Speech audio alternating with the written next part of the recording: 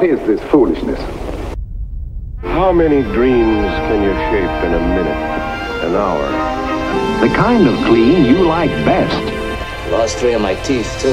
All right, so you lost. Next time you'll win. Steamy, hot, hearty, delicious, invigorating.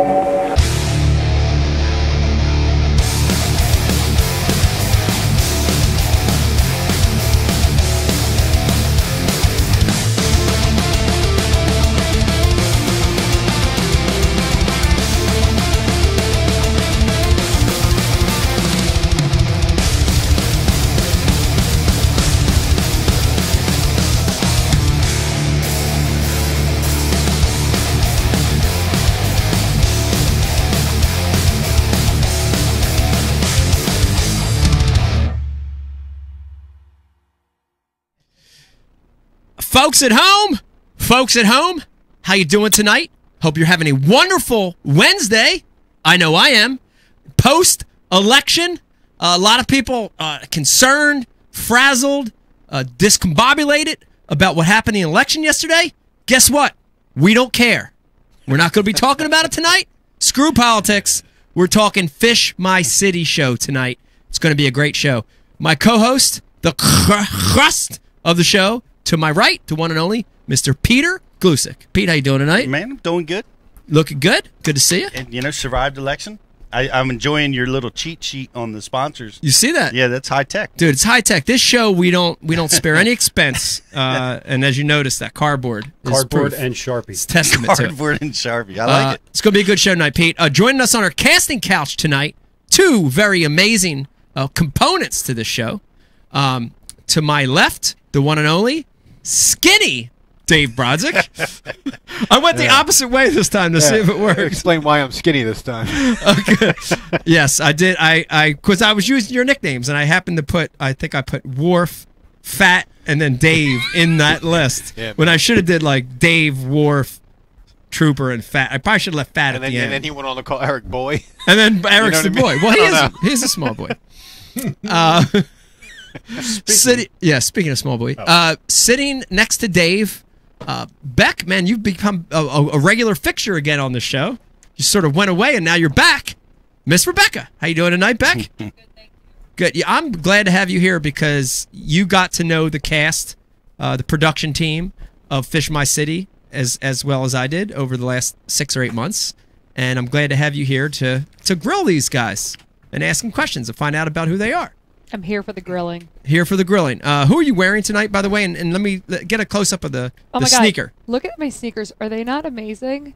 They're Nike. Wait, what? Nike? I needed them because they're fabulous in gold, and they even have flowers worked in. Oh, yeah. Gold Yeah. LeMay Nike. Put 'em Now, up again, Beck. are they Jordans? Because Rob look would at be that. interested if they're Jordans. Put them on the glass. What do you mean on the glass? No. What do I look flexible? I think he's clowning you, Beck. Anyways, they're amazing. I love my shoes. Thank you. Thanks for coming out. Good job, Brian. And I needed some good, comfortable shoes today, cooking up this Traeger Thanksgiving feast that we had. Yes. So real quick, tell everybody we have a little thing we always cook on our Traeger grill before the Ike Live shows, and sort of because this is on the front side of Thanksgiving. What did you do tonight, Miss Beck? Cooked an entire Thanksgiving meal on a Traeger grill, which I have to tell you, folks, it was easier with a second person, which I had today. Yeah. Because I had to still keep working. Yeah. But it was easy, and the food was ridiculously good. It was good. Moist. Turkey was real moist. Recipes Awesome. straight off the Traeger website. Yeah. Feet up. Really good. We get plates on the first break from the show. Well, if you'd shown up early, you would have eaten. We'll have some. We'll have some on We're the breaks. burping. We're burping Yeah, we are turkey burping. already. I need to catch up. Yeah.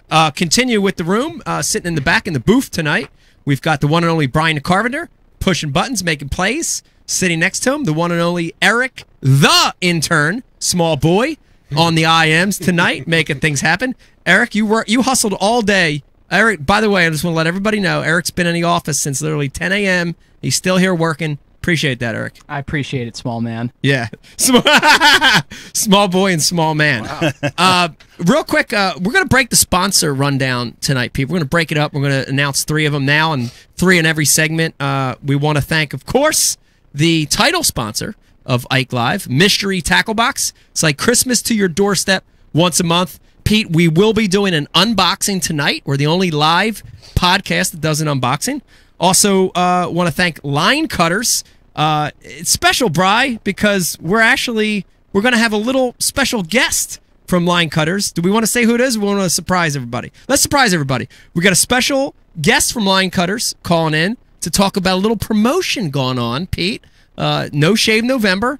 Little promotion going on with Line Cutters. Of course, Line Cutters cuts line like butter, mono, fluorocarbon, braid, whatever you've got. They've got the ring, the flush mount, and now the new zipper pull, which the nice tie-in to tonight's show, you saw it for the first time. I used it in Fish My City every episode on my Flambeau backpack. So pretty awesome there. And also brought to you by Flambeau. You see this Flambeau bag. Another great tie-in, Miss Rebecca. This is the IKE series Flambeau backpack. You saw it on my back in every Fish My City show. This thing from London to Taiwan to New York to Miami, everywhere I went, had that thing on there. Check them. This one right here? Right here. Yeah, right here. Check them out. Flambeau, if you go to flambeau.com, use the promo code IKELIVE, you get 20% off the entire site, Pete. 20% off the entire That's site. amazing you could remember all that. Yes, I don't know how I remember that. And I forgot to mention MTB, Mystery Tackle Box. If you're interested in getting your own MTB Pro Box, you get 50% off your first box if you use the promo code IKELIVE. So that's real important. Pete, let me remind everybody watching, we got a great show tonight. We have the production crew, the men and women that made Fish My City happen. It's a behind-the-scenes thing. I'm excited about this show because a lot of times you watch a show, whatever your favorite TV show is, and you see the show going on, but you don't realize how it all came together, right? The behind-the-scenes, the production, the direction, the camera work, the sound, the audio, all those little things that have to come together to make a great show. And we've got the team tonight from Fish My City here coming on, Skyping with us every segment. We've got a great lineup. We've got Rob Warsoff, and he is the executive producer of Fish My City. And we've also got Lord Wendell with Rob tonight, and Lord Wendell is also producing the show. And those two guys are magic. They are one of the sole reasons that show came out like it did, because they're magic. We've got two camera guys joining us tonight, Pete. The two main camera guys in the show, Tom Coran, Mike Nelson, joining us to talk about all that video stuff that goes on. It's going to be really great. And last but not least, Becky, we have our good friend Alex coming on to talk a little bit about all the connection to those pieces that has to happen. And that's a hard job. I honestly think she had one of the hardest jobs. What does Alex do? Alex was the associate producer, the AP of the show. But when you think about the glue that keeps everything together, that's what an AP does. That's a really, really hard job, seriously. Because you really have to sort of babysit everybody and make sure everybody's happy and everything works cohesively. So we've got Alex Chaplicki joining us. I'm fascinated because, we've done fishing shows for years. Yes. And usually the guy behind the camera is also the sound guy. He's the head producer. He's the executive producer. He's the associate producer. He also does the social media. One guy does everything. Yes. And what an amazing, I can't imagine what it's like. And I had a bunch of questions for you when you came back. I'm like, what is it like with the National Geographic team? Oh, dude, it was. I can tell you this, and you're going to hear this theme throughout the show. It was a learning experience. It was a learning experience. We've done TV, me and you, in the past, but at a whole different level, right? Oh yeah. From an instruction standpoint or a tournament standpoint. So to see it operate, I've learned so much. It's unbelievable. I cannot tell you how much I learned. In the 6 months of shooting the show. I bet. I could tell you this. I watched a lot of shows today. I binge watched. You did? The shows. I was only able to see one or two live. So it was cool. I was able to go back on my cable and you can rewatch all the shows, and they're all listed there, and I was able to watch the Hudson, and it's a great show. It's entertaining. Thank you. I was able to I couldn't wait for the next episode. That's awesome. It was pretty cool. I like. Which was your favorite show, by the way? The Miami show. Miami. Yeah, cool. Miami Mike. He's the only guy I've seen. Monster Mike. as much energy as you got. It's crazy. I mean, the two of you had more energy bouncing off of each other. It was insane. And the crazy thing, me and Dave were talking off camera. It's unbelievable. It's hard to believe because I know camera makes things look different. But Monster Mike is actually 6'1". I don't know if you knew that. I find that hard to believe. Right? The walleye lens. Right, the walleye lens. It's that lens in that Beastie Boy video. Yeah. What was the Beastie Boy video? Dude, they were looking. That was a fisheye. They were looking through the eye hole of a door, like an apartment door, right? Like, and that you was talking about a glory hole? Nah, not a glory hole. Like they were looking through a glory hole. Peephole you would use to look and see who's knocking on your door. That's how that video was shot, right? Yeah. Beastie Boys have a new book out, by the way, that just got launched. Really? Yeah. Wow. Yeah, just chronicling their, all their songs and how it all happened for them. It's pretty insane what they did. But I just saw that on the news the other day. But when I tell you this, when I was watching the Hudson River show, I was amazed at how bold those turtles were that you were fishing. Did you see that? They never moved, dude. They were like tame. They were like Central Park tame turtles. They were not real turtles. They were real turtles. No way. Absolutely, they were real turtles. I thought for sure they had to be statues. No, they were little, little statues. I'm fighting that carp. I'm all around, dancing all around them, doing footwork to try to not lose this carp. They never moved. They just kind of look around like New York turtles, man. New York turtles. They see everything. Dude, think about what those turtles have seen in their lifetime. Dave, what do you think? At least one of those turtles swimming in that lake was witness to a murder. At least one of them sitting on the log sunning saw something happen like that. They're big turtles. They're probably 10-year-old turtles. They might be 10-year-old. You think they saw any fellatio over the years? Who knows? It's definitely Harlem Mere, the lake. Definitely some fellatio going on around there. Before we get the show started, too, as we always do, we want to thank our military, active and veteran men and women. Thank you guys for what you do. It's a crazy world. Also want to thank firemen, policemen, EMT. Thank you guys. Thank you for what you do. Thank you for your service. I noticed back there, Pete, I see some scrambling going on back there. I don't know. That's unusual. I don't know if that's a good sign or a bad sign. Yeah. I don't even see Brian the carpenter back there anymore. Yeah. So during while they're scrambling. Yeah. So last night with the election and everything. Yeah. A movie was on that I had forgot all about when we rank our funny movies. Yeah. The Campaign was on last night. The Campaign. It always always forget to talk about The Campaign, man. Will Ferrell. That might be his funniest one. That might be funnier than Old School. It might be funnier than Step Brothers. It's a good one. The Campaign is amazing. That's a good one. I actually want to match you on that, and it's funny. It's like last night as well. We've gone through the channels, and Caddyshack. Nice from the very beginning, dude. Yeah, don't do it for me. Oh, that's a good one. Don't do it for me, man. Yeah. What? This doesn't. Bill Murray? No. Chevy Chase? Big no. Dude. Well, what about the scene when the priest is you got it, dude? Yes, you have to. So it's this religious man, and he's follower of God. He's this priest, and he gets on this golf game right on the front side of a storm. You remember the scene? And dude, he's having the game of a lifetime. He's going to break the club record, right? The course record, and Bill Murray, who's the groundskeeper, is his caddy. He just pulled him because he thought he was a caddy. You follow me. And so, he's just following him. And, dude, there's torrential rain, and they're barely able to. And he literally, dude, is like hole in one or, a couple strokes, and he gets it in the hole. And he gets to the last one, and he's ready to break the record. And he goes for this easy putt. It's like a, 10-foot putt. And he putts it, and the ball just keeps going and misses the hole. And he goes, "Why? Why?" Remind me of Brian the Carpenter at Manasquan. "Why's God hate me?" And the lightning ball comes down and hits the golf club. I love that scene. I'll put my scene last night with the campaign. Let me hear your scene. Dude, Will Ferrell, when he was trying to win the religious vote because he couldn't do the Lord's Prayer in that one press conference, and he had the snakes. He went to one of them snake charming churches, and he got bit and started dropping all that language. Come on, I'll put that up against stupid Caddyshack any day of the week. Dude. Oh, man. That's a pretty good one. We're killing everybody. All right, we are killing everybody. I know we're going to get the show started here for a second. Brian, what do we got going on here, back here? You want to give me an update? You would like an update? Sure. We're on Facebook and YouTube, but we're not on the website yet. Oh, nice. So, carry on. Okay. So for you guys watching on the website, you're not watching. Okay. Hey, I had something interesting. I keep getting these crazy Ike stories. Yeah. They go on. I got another one. Okay. Jake is into Fortnite. He plays Fortnite all the time. He's got these Fortnite buddies that they're all hollering and screaming at each other.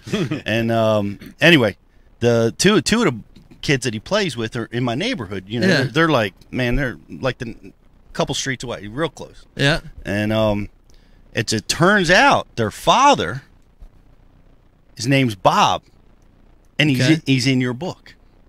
Bob is in my book. The Butterfly Bob. Bob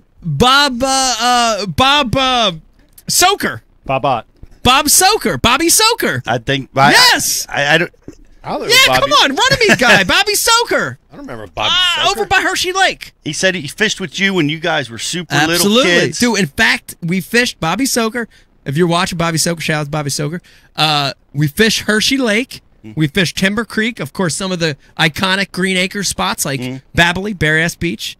Bobby Soaker. Come on, man. Brian, do you remember this Bob Soaker? Absolutely not. Bob Soaker. Nah. Dude, in fact, it was the corner house when you were cutting to Hershey through the back way. Not, the back way of Hershey. Through the woods. Yeah, well, not through the woods, but that one road. Remember the twins? The Capra, what were the two hot chicks that were the twins? There were twins? Yeah. He lived across the street from the twins. Bobby Soaker. Well, dude, this is my small neighbor. world. Yeah, he's my neighbor. He's got two 9-year-old boys, or might be 10. That's cool. Yeah, it's pretty cool. We talked about fishing. He's out of it now. Like he didn't stay with fishing and watched your career and flourish. Well, this sounds like an opportunity to sell a Bash University subscription, Pete. This is a prime candidate for BU Basics. Dude, man, I put brochures in everybody's mailbox in my neighborhood. Everybody gets the pitch, man. They what can't do you think miss they think you're selling? You're like a Mooney or look you? I think you'd be a Mooney. Dave. Nah, it looks like you're selling gutters. It comes up like he's selling the like I'll be helpful. Impenetrable gutter, Something helpful. Yeah.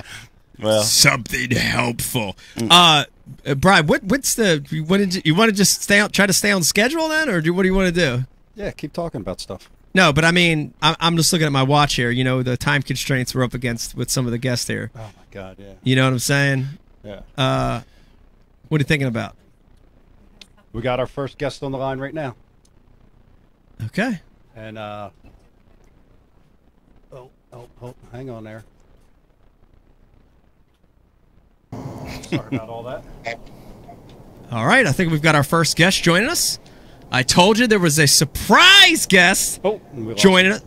Oh man, we're cursed. Okay, this feels like the olden days. Dude. This is like the olden days. Vance, we lost your video. I think we still got your audio though, right?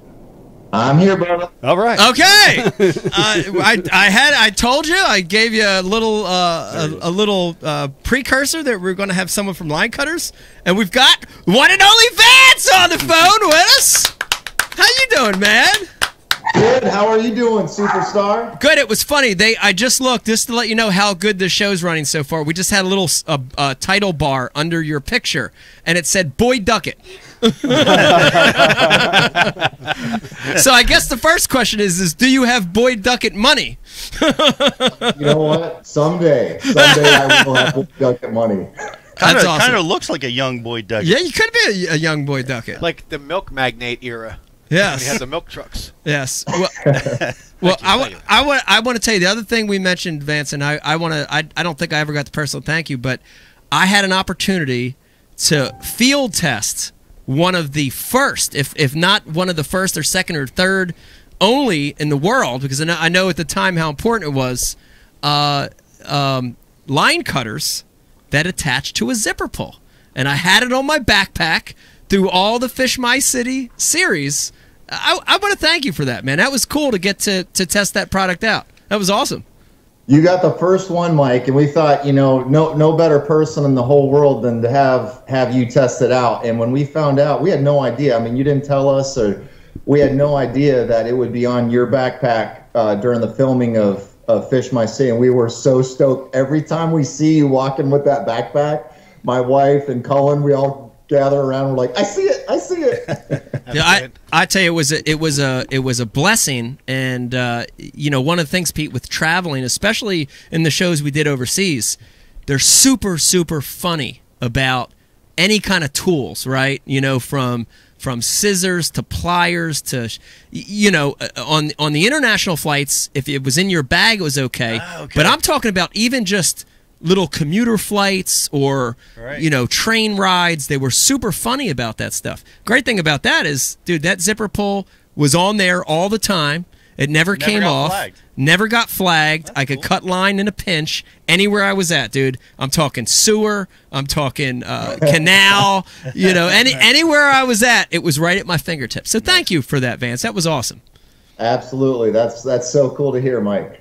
Now, I want to jump into the next topic, and I want to throw a little bit of this on you and Brian and Eric, too, because I want everybody to know, you know, we do a lot of pretty interesting promotions here at Ike Live, and we've got a special one that we're doing, Pete, with the folks from Line Cutters. Eric, Brian, you want to jump in, or Vance, you want to jump in and talk a little bit about this No Shave November thing we got going on? Brian, you want to start it off? Well, you threw the challenge down, bro. You coming at me, dog. So, yes, we've been challenged by the Line Cutters crew, Vance and his brother. Yes. And he's singled out me and Eric, the two least hairiest guys probably in fishing, in all of fishing. I was wondering why I was not included in this promotion. Wow. We're already losing. Oh my God, you're losing bad. Eric, I don't see anything on. Look, Eric, go back up there tight. Look at that. That's bald as a baby's ass. Good night. Look at that. The turtles in Central Park had more hair on their shelf. Jesus. It's crazy. It's just a waiting game. It's a waiting game. It's a waiting game. All right, so what are the parameters, Vance, behind this promotion? All right, so just to give you a quick backstory, you know, men's health and prostate cancer, testicular cancer, a lot of that stuff is overlooked. You know, it's something we don't check ourselves, and you know, we hear of our friends getting sick, and it's just a horrible disease. And there's a couple of programs. One is No Shave November, and one is Movember, which is Grow a Mustache. And what these programs are really about, it's about cancer awareness, men's health, things like that. And so, you know, we've done our best to give back to programs like breast cancer awareness. Like there was a lady needing surgery, and we donated $1,000 to help her, you know, with her surgery. And we really try and give back. But, you know, we thought, gosh, you know, we're men, and we've overlooked men's health and you know, men's cancer awareness. We should really ramp up our support for those programs. And so we thought, what an amazing opportunity to challenge Brian and Eric to a No Shave November program or contest. And what it really is about, it's about not shaving for the month of November. Yeah. And I'm not letting my wife in this contest because that's very important. But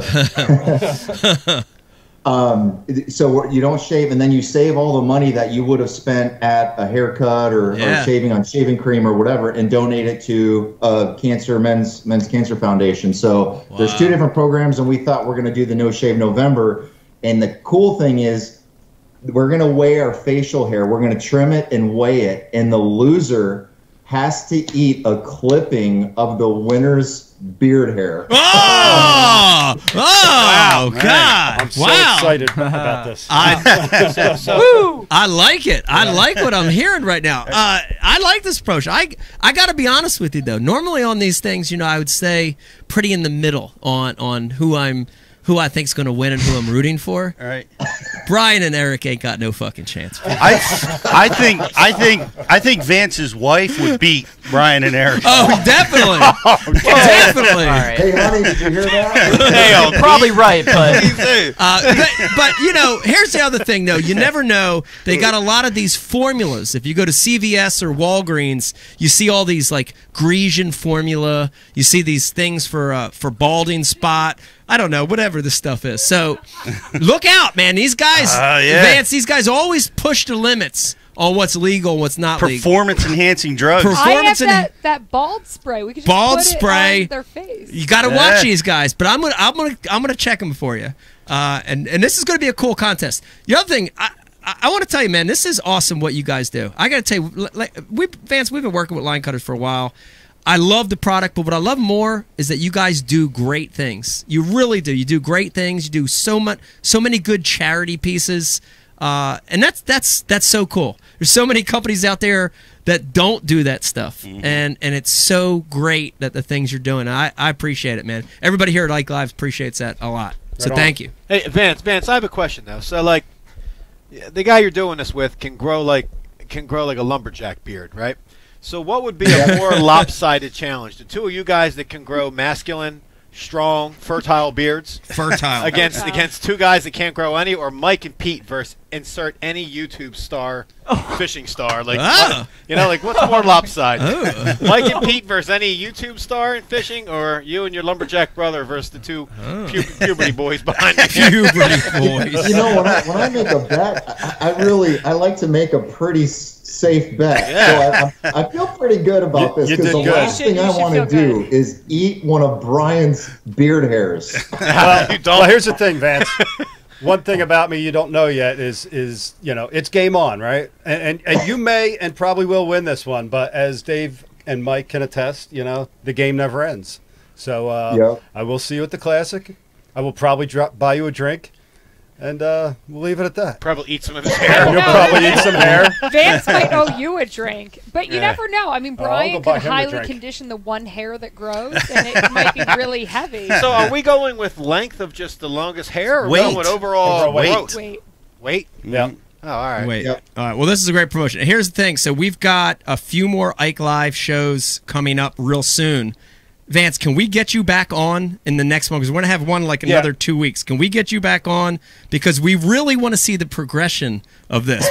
We want to see the hair, you know what I mean, as it builds and grows. And we want to keep a look at Eric's bald face to see if even anything sprouts out. I know you like looking at it. Make a line cutters contest where the person who gets to choose what they have to eat the hair with gets to win the most creative. I like that. The most creative side dish to your face hair. We might have to add that in there. That is gold right there. Thank you. All right. I'll look for that in the email tomorrow. Yeah, sounds good.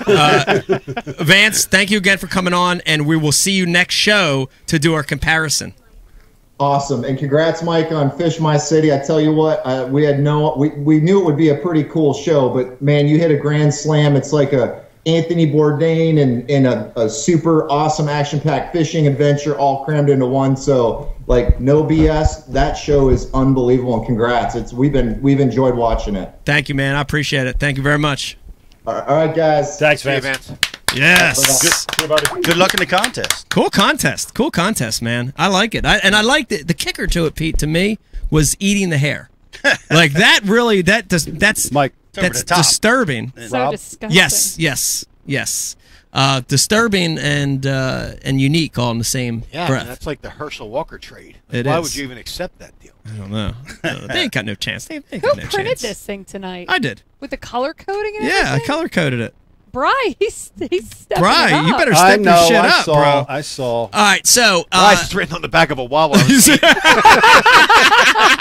Dave, you ain't never done nothing. It's that same damn notebook he totes around with him everywhere. He's got like measurements from '78 on there on a project that he never completed over in Washington Township. Yeah, it's funny. I don't know. You can't say anything about Dave after his Paul Revere joke earlier today. Yeah, I know. They're all bad jokes. All right, let's continue with the show and get away from the bad jokes. I'm excited to have these two guys on. I said it before at the start of the show, Pete.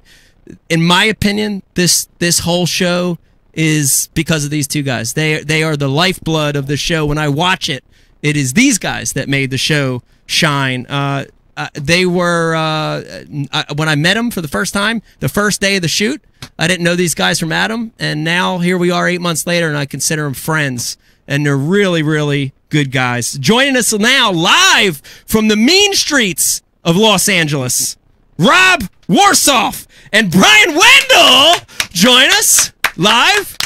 The mean streets. Yeah. What's up, guys? What's going on? I love it. I see the Ike hat. I see the Fish My City shirt and a medium on Rob. I like it. Well above the tan line on his arms. Look at Yes. That's a wet layer right here. Yes. Oh man, I love it. All right, guys, listen. I know That was not Becky approved. That was not Becky approved. Right. Now, I know you guys. You're in L.A. and Pete. Everything in L.A. happens quick and fast, and there's no breaks. Everything's on a schedule. So I know these guys got something going on, so we're going to keep it fast. Rob, I want to start with you. I want to throw you under the bus a little bit because, you know, we've got maybe 381 people watching live right now, and they're all just old fat fishermen from Alabama, and they're looking at this guy, and they're like, damn, who is that Rob guy? I don't know who he is. Who is that Rob? I want to throw you under the bus a little bit and give you – I'm just going to give you a little rundown of some of Rob's – stuff he's been involved in. Pete, you ready for this? Duck Dynasty, Millionaire Matchmaker, Biggest Loser, and then Lord Wendell sitting next to Rob over there. I know a lot of rednecks also looking at Wendell and they're like, who's that guy over there? Undercover Boss, Beauty and the Geek. And then these two guys, you created something called Thunderpants Entertainment, which I'm gonna, as a team, you guys have created things like Alpha Dogs, Surviving the Apocalypse, involved in Dating Naked, involved in The Mans, for which you won an award for. Dude, these are big things, wow. Man. These are really, really big things. How does it feel to have accomplished all that stuff? Honestly, like I'm looking at around the room and I'm reading this list for the first time. Dave Brodzik, who's sitting on the couch, was a big The Man's fan. And he's looking at me right now, shaking his head like, God, I didn't know that. I feel like he would have been the apocalypse guy. Like, I feel like you want to survive the apocalypse. Like, I feel like you have a secret doorway, Dave, like, in your house that has, like... He has a secret doorway in his head. That, too. Leading to and that he has, like, doorway in guns the house. and leading to an empty room. It does. Maybe Rob and Wendell can give you tips from the show. I'll join the apocalypse with him. Yeah. No, you guys have been involved in a lot of cool projects. Take us back, Rob. I want to start with you. How'd you get involved in this whole TV madness? I wanted to be a sports pilot, a huge hockey fan, and I wanted to be a hockey podcaster. Can you hear me all right? Yeah, I can hear you. You sound like you're talking into a 1945 walkie-talkie. Okay. Wait a second. Maybe if I turn off the speaker and talk directly into the computer, would that be better? Yeah, that's Find good. Out. Find out. Wait a minute. Oh, yeah. Now? Oh, that's like 1,000 times better. Way I like better. it. Oh, good. Oh, good. All right, I'm sorry. I wanted to be a hockey broadcaster. I'm a huge hockey fan. I'm sure all the people in the South love hearing that. And I went to Syracuse for college. That's where all the famous sports broadcasters went. And I got sidetracked. I have a buddy from New Jersey who was a huge Howard Stern fan, and he started calling Howard Stern every day to ask if we could do a documentary on Hank the Angry Drunken Dwarf. And he was a character. He died in 2001, but he was great. He was a dwarf, and he was drunk. He was also racist. I remember Hank. I remember him well. Everyone does. And so my buddy Tom, I think he owns a vitamin store now, but at the time he was my partner on our big documentary, and we had to call Howard, and the Howard Stern people were like, yeah, we'll let you do it, but E's going to own all the footage because E Entertainment Television owned all the rights to them at that point. And I said, I don't care, and I'll give you the footage after we're done. And they said, okay, cool, and they let us do it. And then my first job out of college was as a production assistant at E. I got to know them at E, and that was it. Wow, that's interesting. And then Wendell, I want to throw it to you too. How did you get started in this whole business? Well, originally I wanted to be an RN, and going to school for that, I realized this is not for me, and I really needed to shift gears. So as a result, I had an uncle who lived down here in LA. He was not in the business, but it was my opportunity to come down here and pursue a passion with entertainment. I did that, got my first job over at Hard Copy, which you guys probably remember. Oh yeah. And I started as a transcriber, and I was losing my mind because I would go home and watch The Simpsons and try to, like, in my brain type what they were saying and see if I could keep up with them.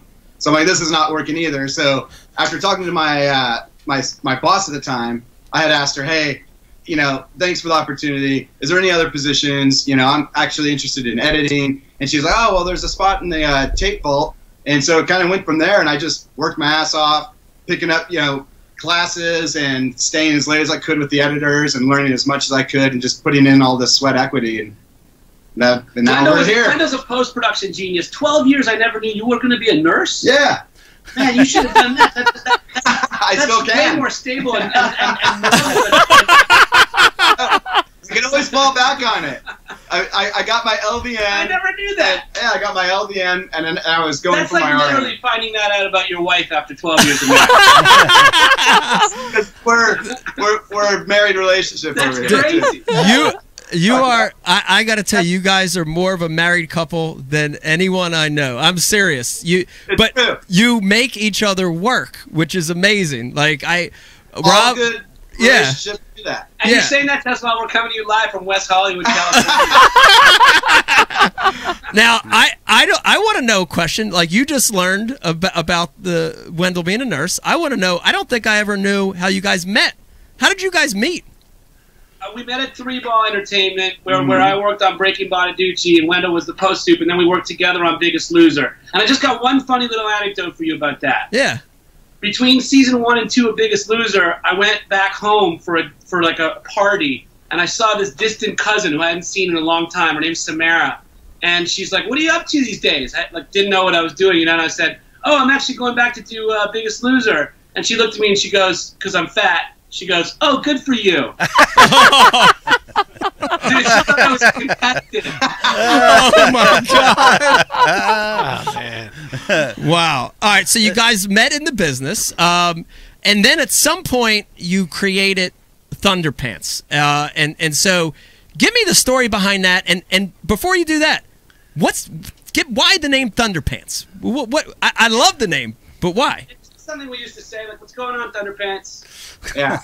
You know, like a hot chick walks by, I was like, "Hey, what's up, Thunderpants?" Check it out, Thunderpants. And then, after we pulled the trigger on the name, I started to Google it and found out that it's also a very widely used term in the UK for somebody who's very gaseous. And I was like, that's actually perfect. It's on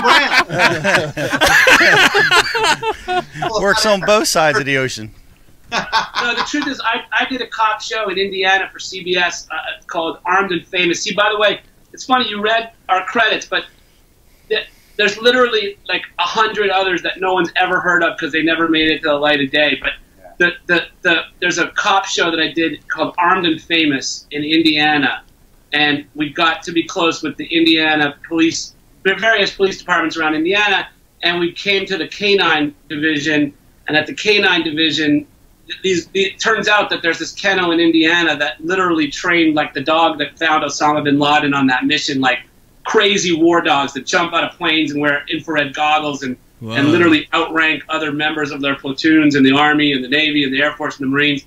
We were like, yo, we got to try this. So we went out there and we shot a sizzle reel, just like we did with you, and it went straight to series for 16 episodes. And we were looking at each other going, what do we do now?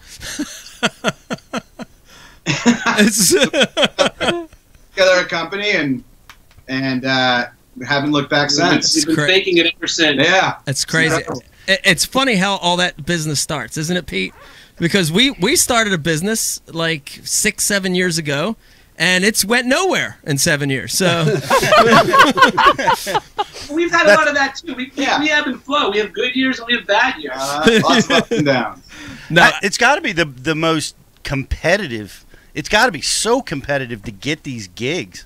How do you survive in that competitive market? It's got to be. We don't. We don't. But credit cards. But now we just got to do the channel series that we just started on literally on Thursday, and at the same time we're going to India on Monday to meet with the Arula tribe, a remote tribe of Indians, but from India in the southern tip of India. They're famous Burmese python snake hunters, and we're going to bring them to Florida to help fix the Everglades. Oh, wow. That's pretty cool. That's wild. That's really cool. We're going on Monday. But as far as like the competitive stuff, we go months with nothing. Yeah. And then all of a sudden, 2 things happen. It's like anything else, I think. Mm-hmm. Yeah. It's like professional bass fishing. Yeah, spurts of greatness, followed by huge, giant lulls. lulls between checks. I have not worked on a show that's been as much fun or maybe even as meaningful as working on Fish My City with Ike and with that crew and getting to go around the world together and like the jokes that were happening and the intense parts that were happening. And like, we get to be experts for a year at a time at weight loss, and then at ducks, and then, but just to be able, like, I knew nothing, as Ike will tell you, about fishing. Yeah. But which I think was a good thing, because it allowed me to be like, whoa, what does that mean? Sometimes he was flying fast and loose with like terms I've never heard of, and I wanted to slow down to understand what that meant, because I kept thinking, well, if my mom's watching the show, she has no idea what that is either. So I think it was actually good that we knew nothing about fishing in this case. Yeah. And what we learned from Ike was incredible. Yeah. I mean, he's like, I never realized, I know this sounds stupid, but I never realized how complicated. I used to think you throw a thing in the water and a fish comes out. Like, I never Well, realized, that actually happens with Mike. Never in a million years realized how technical and how scientific and how the different species and the different lures and the different techniques, and it was amazing. It was like watching Michael Jordan. It was incredible. Well, I appreciate that, but I want to throw it back at you guys, because to me it was amazing to see how you piece something together. You know, to me, and I want you to explain a little more what you guys do. But to me, Pete, it was like this mess of shit laying on the table that somehow has to be gelled together. And as an outsider, I came in, all I knew was fishing, right? So I'm like, how the hell do you take all this stuff and make it make sense? I reflect back to, I think it was, Wendell, was it Austin, where they were asking for, what's the term? They were asking for like a little... A pickup. A pickup. They were asking for like a little mini scene of how the day filming went the day before. And visually, I couldn't think of it, because I can't think of the big picture. I can't think of the story. My head doesn't work that way. And that night at the hotel, everybody's out partying, and me and Rob are getting drunk somewhere or something, and Wendell goes back to the hotel room and puts together this little edit and shows it to me the next morning. And I'm like, holy hell. And it was really a great example for me of what you guys do. You're so good at creating a story, right? Making things gel, creating adhesion. Talk a little bit more about that, because there's, like I said, there's guys and girls listening right now. They're like, all right, they're the executive producers of the show, but what the hell does that mean? How do you guys get so good at that? How do you guys wrap your hands around creating a story every single time, whether it's a duck show or dating a show where chicks are naked, or whether it's a stupid fishing show? How do you guys do that? I have a little take that if I could get to be ambassador to every person in America, I'd like to say that nobody in our industry uses the term reality show. Like, we work in the alternative division, which includes game shows, talk shows, docuseries, competition formats. And so the problem is, people see the Kardashians and they go, that's a reality show. Or they see Duck Dynasty and say, that's a reality show.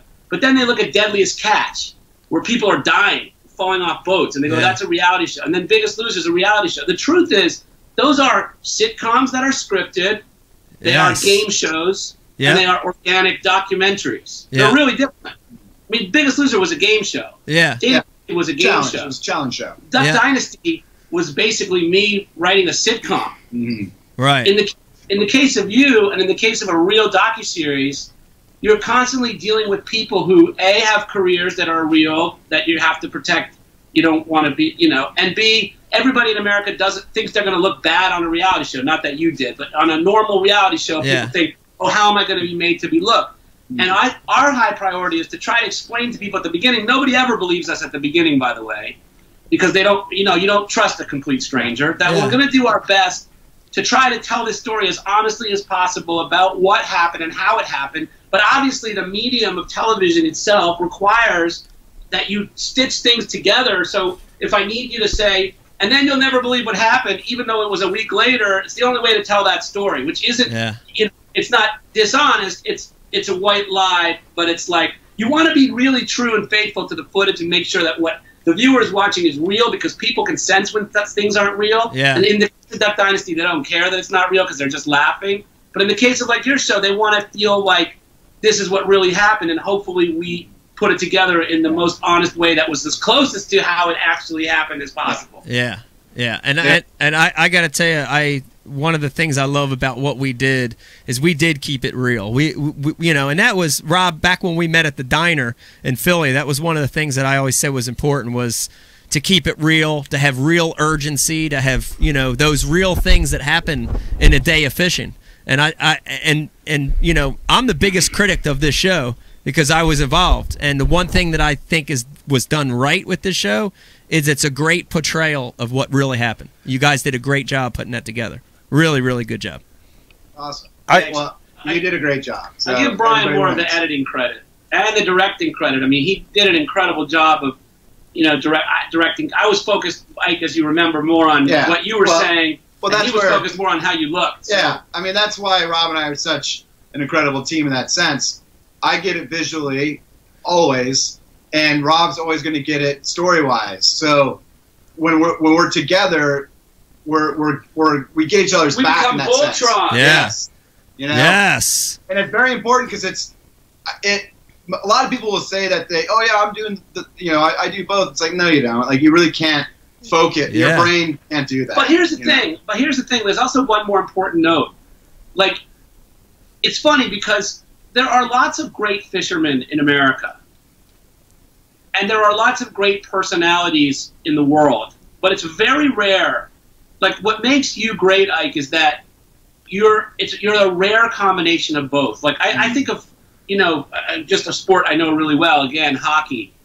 Some of the most dynamic players in the world are the most boring dudes you've ever heard in your life. Because they do one thing really well. And they spent their whole life doing it, and they don't know how to speak. And then the personalities in the game, they're not that good. What's amazing about you is that you're tremendous at both, and that's why you got this show. That's why everybody loved you at the network. So that at the end of the day, you could have replaced us, and you could have replaced Tom, and you could have replaced the network, and you could have replaced the execs, but you were the only irreplaceable thing. Wow. Well, I appreciate that. I think you guys are irreplaceable as well, but I appreciate that. Pete, what do you got? Well, you know, I hear you guys talking about keeping it real, and I'm a little suspicious. Okay. I binge watched them, a lot of them today. I think 4 episodes I watched today, and at no time did I see you smash a sonar unit, break a rod in half, and I'm like, oh, is that on the editing room floor? Oh, man. Well, one of those moments. Well, there's also times where, like, he would switch lures and catch the fish on a different lure, and, like, we don't know, and the editors don't know. We don't know the difference. So, like, Ike would come back and be like, hey, I didn't catch it on that lure. And in our minds, it's like, big deal. But, of course, in the fishing world's mind, that's a really serious thing. Like, you guys would probably see that and go, wait a minute, that's impossible. Yeah. Yeah, I got to tell you, Pete, I'll answer that a little bit, where I got to tell you that there were real ups and downs in this show. And, you know, you did get to see some of them. Some of them didn't make it. It's only 47 minutes of content, so they have to shuffle through what goes and what doesn't. But there was real ups and downs. There was real drama behind the scenes. I can tell you that these two guys right here are passionate. I'm passionate, and when you put 3 passionate guys in the same room, you know, we had arguments together, but it was good. It was always this very creative, you know, thing. And I'd lost fish. I was mad when I didn't catch the perch. I was devastated. I honestly was devastated. I wanted to fucking cry. I was so devastated.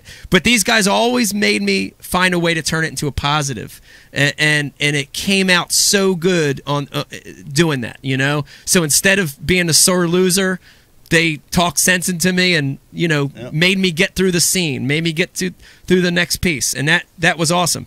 But Wendell, back me up on this one.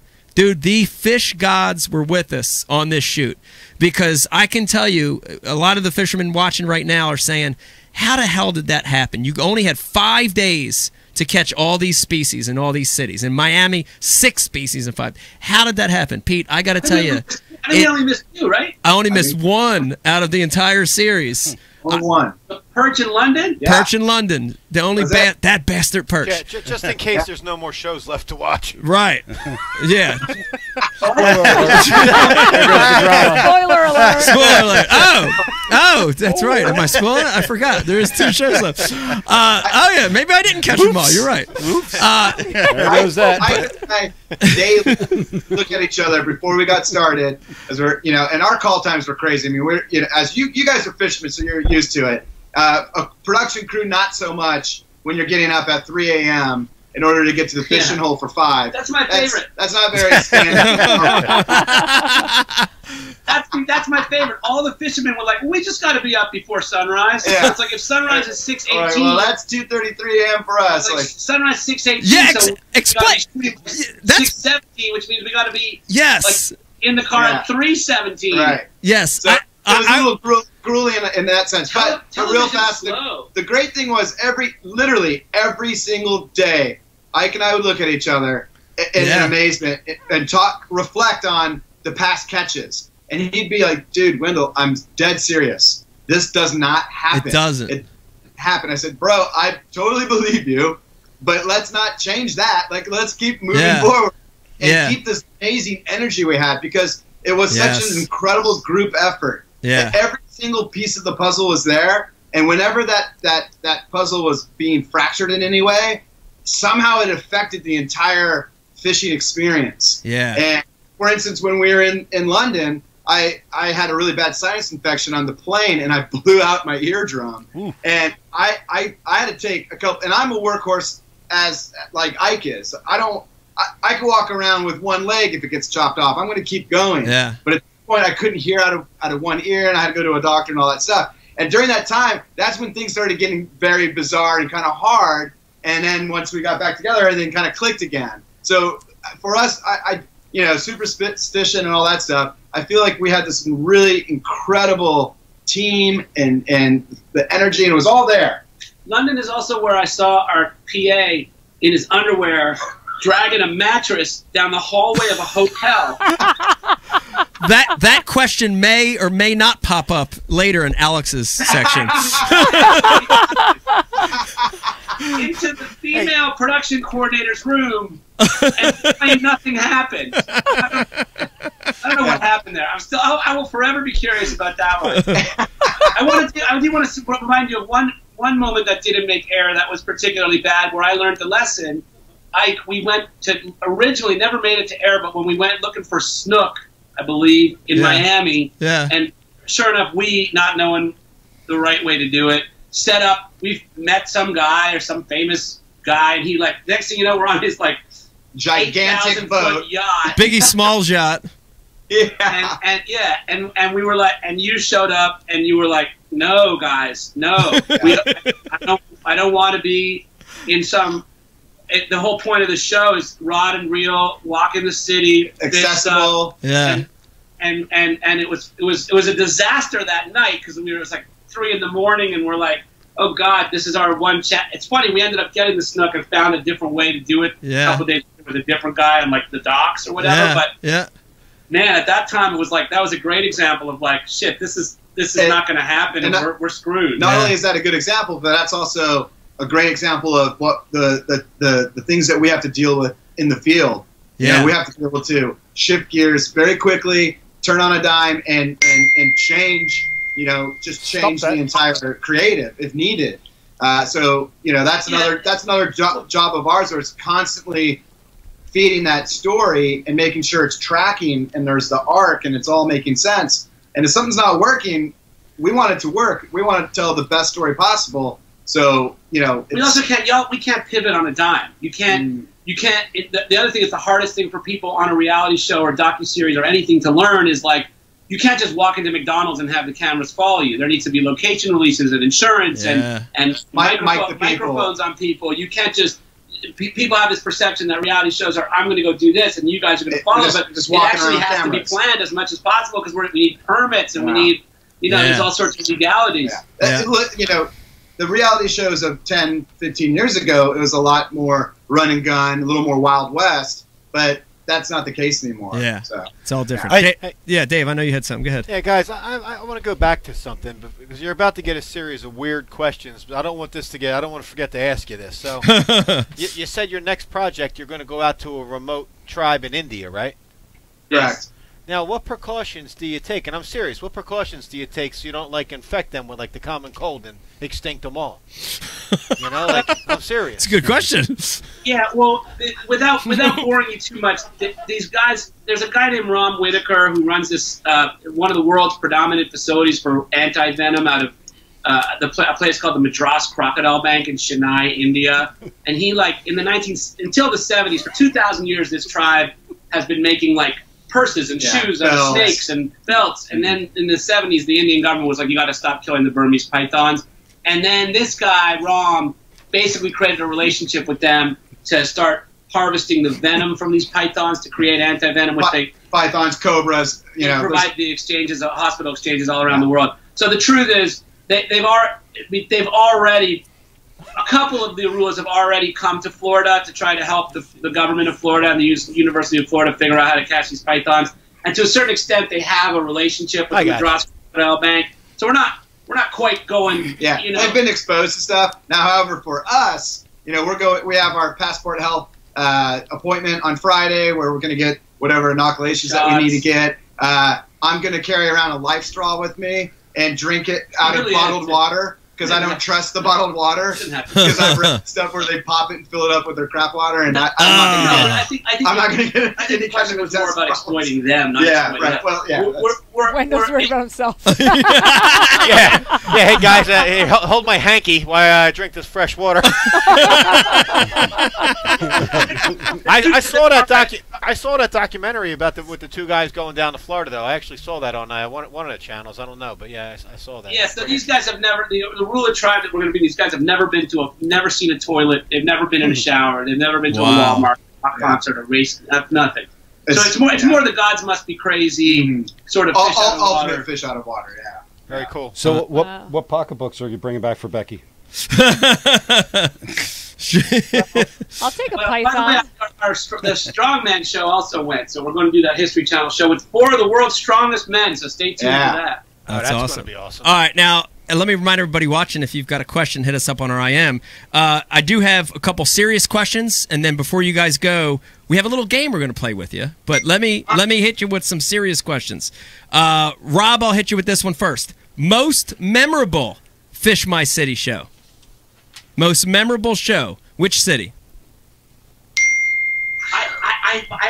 You're talking to a person with a very good memory. I'm a trivia master, and I could frame by frame describe every trip. But I would say the most fun I had was New Orleans. But I would say that the episode where I walked away going, fuck yeah, that was awesome, was Taiwan. Ooh, which is funny, because that's the one place where you and I got in a really bad fight. But I remember walking away from that episode thinking, my God, that's a great episode. Yeah. Yeah, that's. By the way, that's my favorite of the lot for sure. That's on this Friday, right? This Friday. Okay. That's right. Speaking of this, though, let's be honest. Let's talk about the fight. Yeah. How long did it take you guys to get along? Because it was a few episodes until I didn't have to give therapy sessions to Mike. I swear to God. Dang, I thought we had a better track record. I swear to God, I love Ike from day one as much as I do, and I swear to God that's true. I also saw, however, that it's hard because I'm used to being on this side of this where you're telling people, like, no, you can't go do that. No, you have to let the crew break for lunch. Yeah. No, you can't fish past 12 hours in our day because we're restricted by the rules of like, the crew. Yeah. I've been on this side of it, so I could see the pain in his eyes being like, why can't I go do this? Why can't I go fish there? And it's like, I have never had a problem with Ike because I have loved and adored him from day one. I totally understand why he would have looked at me as the bad guy.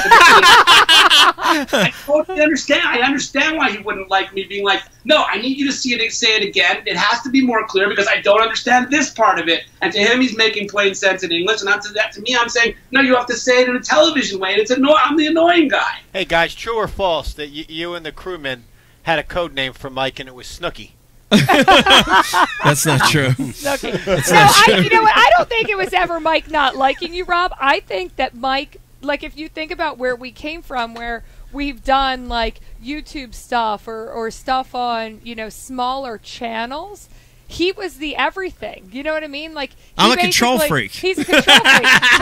But he was the director, the producer, and the talent all in one. And like coming to do this, he had to let go. And I think that's what you struggled with at the beginning, was that trust that somebody else knew how this process was going to Yeah. work, and you literally had to bring your expertise and your talent, but not the rest of it. Yeah. You had to let go. I also just want to say that I was often just the messenger. Yeah. I was the guy standing in front of Ike saying, I need you to go over here and do this or talk about that. But I was often the messenger of 3 network executives who were breathing down my neck. Yeah. 5 other executives at the production company based out of New Zealand that were breathing down my neck. There was a point with when you're in the middle and you're the messenger, there's sometimes where you have to deliver the wrong message. That's right. That's a tough spot. That's right. Well, Rob, we could actually drink about this because that's basically my job every day. It is your job every day. It is your job. All right, I'm going to go on. Wendell, this one's from you. Most memorable moment of Fish My City. Most memorable moment. Is there one moment of the 6 cities, the 6 shows that stood out for you? It could be anything. There's truly so many amazing moments and memories. I mean, we had a blast. Everywhere we went, our bond and friendship got stronger and deeper. And I would have to say, as ridiculous as this one is, it was really great when we got this is Taipei. We got everything in the can. It was a great day. We had some time left over. We were at a paid pool, and everybody got to fish. Oh, dude, yes, yes. It was a really awesome. amazing moment to share that with you. I was fucking pumped to reel in that grouper. Yep. And, every single person on the crew caught a fish. Every single person fought it. And it gave... Well, Mike hooked them for us. Yeah. No, you hooked them. You got to reel it in. And you really do learn how physical it is. And, a larger fish, just the battle. And I remember bringing it in going, oh, man, I get it now. Like, I totally get it. How physical it is. Yeah. How physical it is. By the way, mine, Ike, is when you caught the toman on the reservoir in Taiwan. That was my moment. When that Spoiler alert. She sat down 2 days. Spoiler man. alert. We're like, the time is up and the episode's a fail. It was like a miracle. Yeah. Again, it was like the fish gods were with us, man. It's crazy. And again, there truly was so much fun on set. And Rob and I have a rule, which is if we're not having fun, meaning ourselves and the crew, then the talent's not having fun. And then that comes and if across. the talent's not having fun, the show sucks. That comes across on the lens. So yeah. In order, and it's funny because I'm sure people back in post are hearing us talking a bunch of shit and making bad jokes, and they're, oh, these guys are out here partying. It's like, well, we're working our asses off, but we also have to keep this environment healthy and happy and fun in order for it to be a very much successful shoot and show. And I'm telling you, every day I would laugh my ass off. We'd be on walkies just talking shit amongst each other. We all had these great inside jokes. I mean, there was just, and then after we were done shooting, we'd all pile into the van, and we would all lap our way back to the hotel every single day. And it was incredible. Other things that pop out is when you fished off the Brooklyn Bridge, and also just hanging with that night with M. Hood at the bonfire. M. Hood and his one tooth. That was pretty awesome. Hey, I do want to say, though, that the extra clip next Tuesday does have everybody fishing. That YouTube extra clip. Oh, does it? It does. It has the whole crew. All right, so everybody, another spoiler alert. Everybody keep your eye out for our extra clip for next week for the Taiwan show. You'll get to see all these guys fishing in the pay pool. That's very exciting. Rob, I got 2 more, and then we're going to get to the game. Rob, most frustrating moment in the series, Rob. Most frustrating moment during, and I know there was maybe more than one, but there's so many. Like the most frustrating moments in the series had nothing to do with you, first of all, but we'll keep that for often. I will say, what was the one where we went to the Chinese restaurant and you stayed in the van in New Orleans or something? Oh yeah, that was. Oh yeah. I was protesting. Sulking. I was sulking. We went to the Great Wall of Calumet, and it never aired. By the way, it never did. Yeah, it never aired. That whole day never aired. Nor did the whole. They were very insistent about having the waterways beat about going up where Katrina and what's it called, the spillway. Yeah. So spillway, Yeah. and then we went down. That's that. Rob and I had a snappy moment at that. Yeah, we also over got there. into it that day. Yeah. Mom and Dad were fighting. We went to the Great Wall. Done all the fishing. Guys, check it out. We had done all the fishing we needed to do in New Orleans. We had all the fish. Not only did we have all the fish, we had more than enough. We had extra species. Yeah. We had finished it. But we were like, we just need you. They want to talk about everybody when they go to New Orleans, they talk about Katrina, which is so over. What we thought was different was like, let's see what's going on now, which is they made this $13 billion wall. It's like the Great Wall of Calumet that protects New Orleans, and we're like, they want to do this waterways beat since it's like Nat Geo Wild and there's like an environmental thing. So you're going down today just to do this beat about the water, and of course Ike gets out there and he wants to fish. Look, we just need to pull in the water and have you talking about it. You don't actually have to fish. All we need is these beats. Yeah, but of course, you take a fisherman to a place where they can fish, and he wanted to fish. That was it. He had blinders on. I remember that one. Part of you. We don't need the fisherman party. And I got very mad at me because I dragged him away. I remember that. I remember, like, after I eventually calmed down, like 3 hours later, or whatever it was, I remember having a conversation with you guys like, look, this ever happens again where we have an extra day and you just need to get what you need, I'm not bringing my rods with me. I'm leaving the rods at the hotel. That's the only way to stop the Hulk from popping out. Just send you a branch, a stick. Like, just pretend this is your rod. Right. Dude, Imagine it. You guys got to call Becky if he starts acting up. Yeah. She straightens him out. She does. We did. We did. All right, I did have to talk to you while you were sulking in the van. Oh, you did? Yes. That's right. Jesus. She's my shrink. Last serious question. Wendell, most surprising fact you learned during Fish My City. One of the most surprising facts you learned during Fish My City. And this is an amazing fact that didn't make it in the episode, the Taipei one, and that is the city. This is really, really cool what the city does, and every night, different areas, they have garbage trucks go around and they pick up the compost trash. Yeah. So people from out of their houses and they dump in all their food scraps, and then those trucks go out to the farm area. And then they dump those food scraps for all the pigs to eat. So it's actually a really incredible ultimate recycling that goes on there in Taipei. There's no garbage cans in Taipei. Yeah, and then you couldn't find a garbage can to save your life. Clean city. Yeah, very clean city. They keep their garbage on them until the garbage truck comes through every night. Yeah, it's crazy. So that was my favorite thing learning. Yeah, that's crazy. All right, we're gonna get to this game, but before we do it, Eric, we have any questions coming through the IM that are critical that we need to ask right now? Nothing critical. No, nothing critical. Okay, this is the fun part, guys, and I know how much you guys like games, so we came up with a special game for you guys on Ike Live, and this game is called Fish My City edition of Jeopardy. Oh, yeah. All right. Rob's pants are getting tight. Oh, the hat came off. Okay. Hats off. All right, hats off. Okay, and here it goes. Okay. Question number 1, and both you guys can answer. And by the way, let me preface this by saying that if you win this Jeopardy round, you're fishing as a team. I mean, you're playing as a team. I said fishing as a team. The prize for this game is a magnum-size jigging spoon. Wait a minute. I won the Jigging Spoon Award. Oh, he's already got one! Oh, my God! You're playing for another one. That was scripted fake reality right there. That is scripted. Look at that.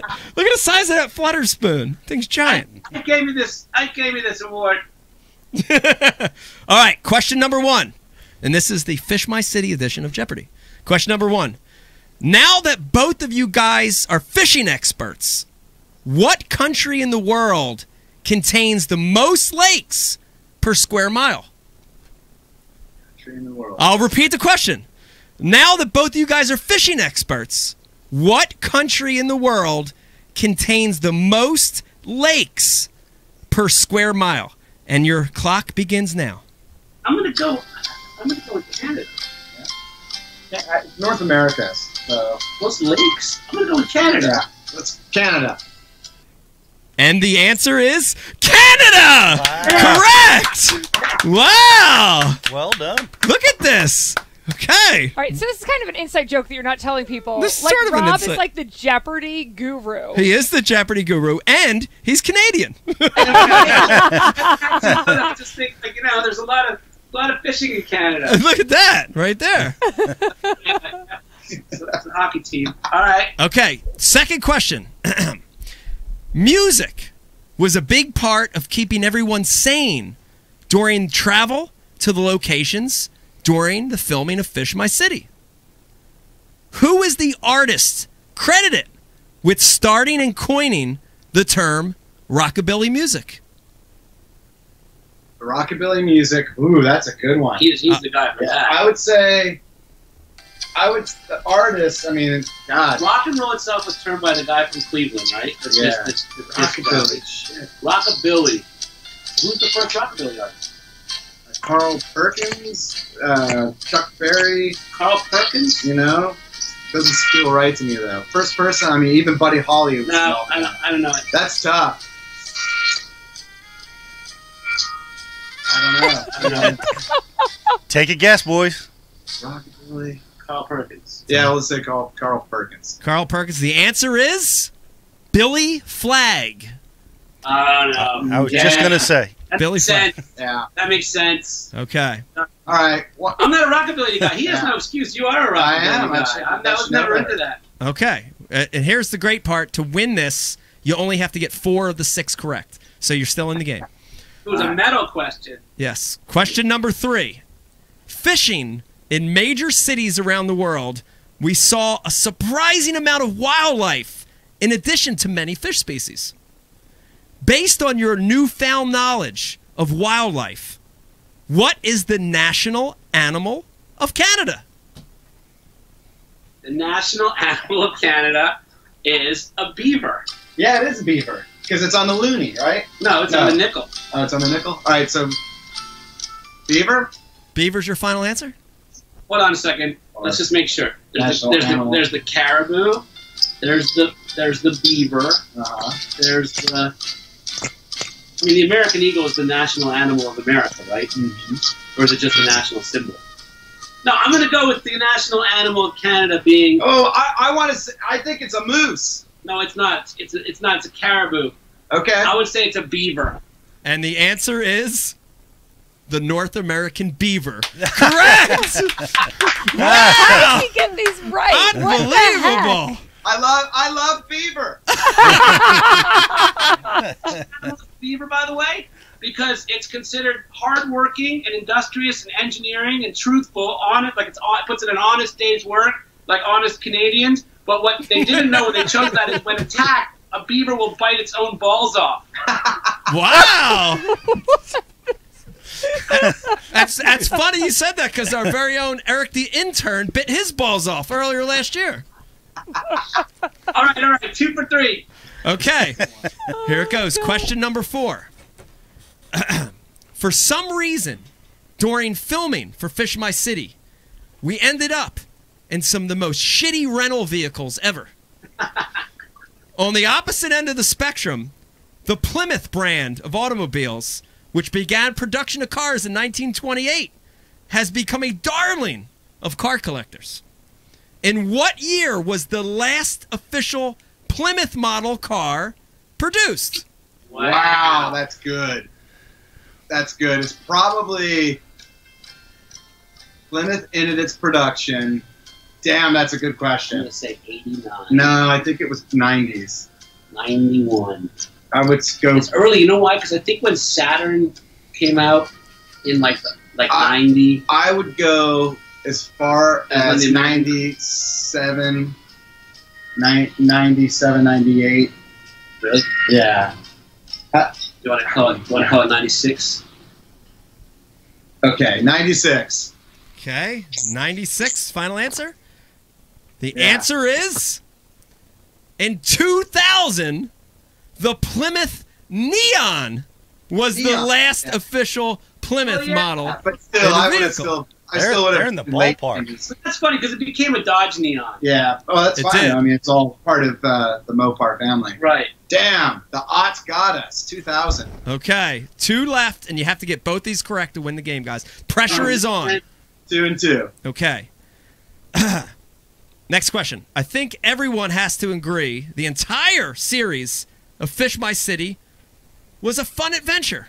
And we all became sort of characters in a comic book series.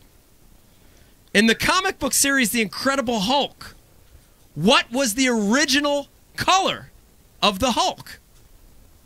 Wow. Well, no, hold on a second.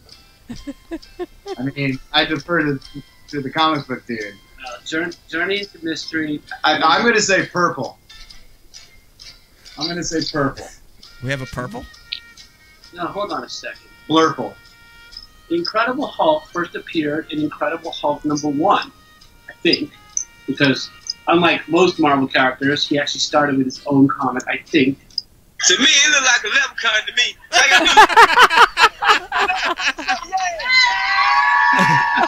I'm going to go. It's either gray. Wait a so minute. The Hulk was gray and green. The Hulk was gray and the Hulk was green, and the Hulk was purple.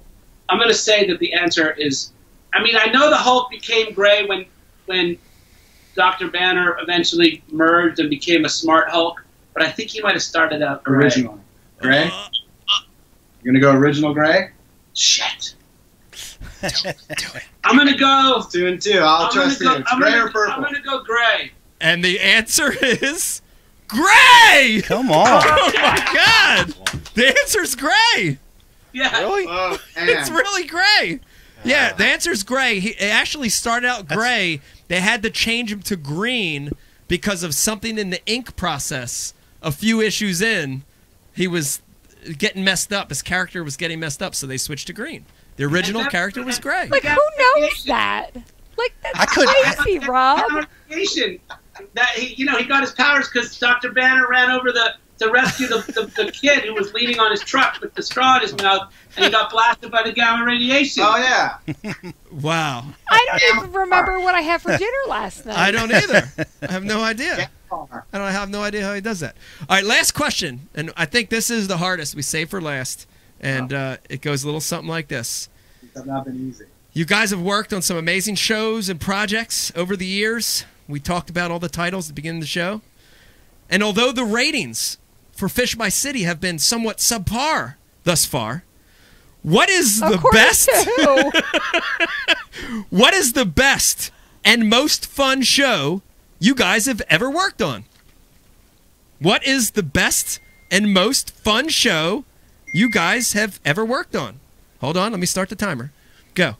There's only one answer here, guys. There's one answer. Fish My City. It's a no-brainer. And what is the answer? I had to think if it was true first, by the way. That's why the hesitation. But I think it's Fish My City. It really is. Fish My City's right! Yes! Wow! 4-6. You guys are going to win your second jigging spoons each. Yes. Cannot believe it. You own more jigging spoons than I do now at this point. Wendell's playing. Wendell, come on. We're winning jigging spoons over here. Wait. Could be a crackhead that got on to the wrong stuff. That's that same leprechaun one. That is one of the best ones ever, dude. The best. How many times have we listened to that in the filming of Fish My City? The guy with like the SWAT vest with the leprechaun thing down. Oh, got the best. The leprechaun flute. Yeah. Oh, God. No, the sketch. The sketch of the Oh, leprechaun. I know, the drawing. Dude, that was amazing. That gets the crowd going, and he's like, Yeah, that's the best one, dude. Oh, my God. I love it. I love it. All right. I know, guys, you're busy. You have things to do. Real quick before we let you go, I want to thank you for coming on. You mentioned a little bit. You guys want to plug anything while you're here? I know you got this strongman thing coming up on History Channel. You want to? Yeah, it's too early. Too early. You don't want to jinx nothing. Okay. Just no more spoilers. Yeah. No more spoilers. Well, guys, I tell you, it was awesome having you on. I know I told you this a million times, but you made the show so special. The show is, in my opinion, it's your show. I had so much fun. I learned so much working with it. It was such an amazing life experience. I can't thank you guys enough for everything, man. And it was unbelievable. Same. And I want to say, like I said at the Xfinity Live in Philadelphia, Becky is an unsung hero of that show. She is. They didn't even give her the credit for wardrobe. No, because really. No, I mean, like the wardrobe and there were so many logistical things in organizing voiceover sessions and in organizing your schedule early, Icon, with all your tournaments. That Becky was literally at one point the only way to get a sane answer because you were all over the world. No, seriously, and I would like to say that, you know, while you're saying it doesn't happen without us, and we're saying it doesn't happen without you, it really doesn't happen without Becky. I'd agree with that. Yes, Very nice. I'd agree with that. Very nice. Rob, Wendell, thank you guys for coming on, man. Thank you. Next time we see you, we're coming out to LA to hang out with you guys. Yeah. Please let me know when. I gotta take you guys out in the car. You got it. Can't wait to ride in it. I'll show you my comic books. Yes. I want to see the Gray Hulk. I do. You don't. Yeah, you don't have that issue. No. No. I wish. I want that issue. Hey, I got #1 Wolverine, dude. Nice. Yes. The limited series from the 80s? Yeah, dude. I love that. That's a great miniseries. Frank Miller. No, I don't know about miniseries. I got the #1 Wolverine. It was like a quarter. Yeah. I think Frank Miller did that. I tell you, you already got me drowning in the deep end of the pool, man. I don't even know who did it. I got it. He's proud of his City. You know those movies? All right. All right. We'll see you guys. Good luck with season 2. Yes. Of Fish My City. Thank you. You guys are awesome. Bye. See you guys. Bye, guys. Robin Wendell, man, I love it, dude. That's a show in itself. Like we could have had those guys on for hours. Yes, hours and hours. But I will say this: when you were talking about that snook catch on the show, when you fired that guy in that big boat, man, fired him. You just fired him. Oh yeah. Of all the episodes, I was like, this is you could tell. Oh yeah. You know. Oh no, I mean it's true though. You know, it's like you have a feeling. You know, you fished for long enough to know. Yep. And it's that energy, you know. Wendell talked about it, and I don't know. It's hard to describe, but it happens in other things in life. It happens in tournaments, happens in filming, it happens in whatever. You know, it's like when you get somewhere and that energy's off, you just know right off the giddy you're fucked. You know what I mean? You just know you are. And what do you think those? Because I know how fishing is, right? Yeah. When you're not catching them, energy. It's gone. Oh, it's gone. Yeah. What are some of the tips and tricks that you felt the cast did to keep your energy up? I mean, I think for me, you know, just keep the fact of keep pushing, the fact of putting time constraints on it, and you know them constantly reminding you of it to sort of keep you in the game. Right. You know, to just keep pushing. There's some of the things they did. So. It was awesome. It ended up being a season where a lot of things went right. Not that everything went right, but a lot of things went right, and they happened at the right time. So, you know, I don't know that there will ever be another season. If Fish My City goes on for 2, 3, 4, 5, 10 years, I don't know that we'll ever have another season that went so smoothly. You know spoiler what I mean? alert. So, yeah, spoiler alert. Brian DeCarpenter, we're going to take a break. Yeah. When we come back, we're going to be talking more Fish My City. We've got two of the most amazing camera guys in the world joining us to talk about shooting the show. We're going to learn a lot about camera stuff, Pete. We're going to hear some stories you never heard before. And after we get off film with those guys, Brian DeCarpenter, we're going to do a little MTB unboxing. So hang in there with us. When we come back, more Fish My City on Ike Live. Sometimes the best fishing isn't out here. God, it's gorgeous. It's in the big city. I'm Mike Iaconelli. My friends and I grew up fishing the mean streams and rivers of Philadelphia. This week, we're in Miami, Florida. New Orleans, Louisiana. All you need is a waterway, a local. I'm ready. Let's go. And a little passion. A little passion, Mike. Hey. Fish My City with Mike Iaconelli. New series premieres Friday, October 12th at 10 on Nat Geo Wild.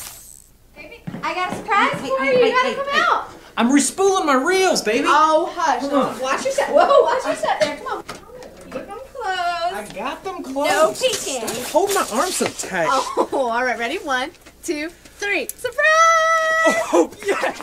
Yes! Woo! Is everything everywhere? Oh, yes, yes. Wait, yes. no. Thank you. Thank you. Oh. Yeah.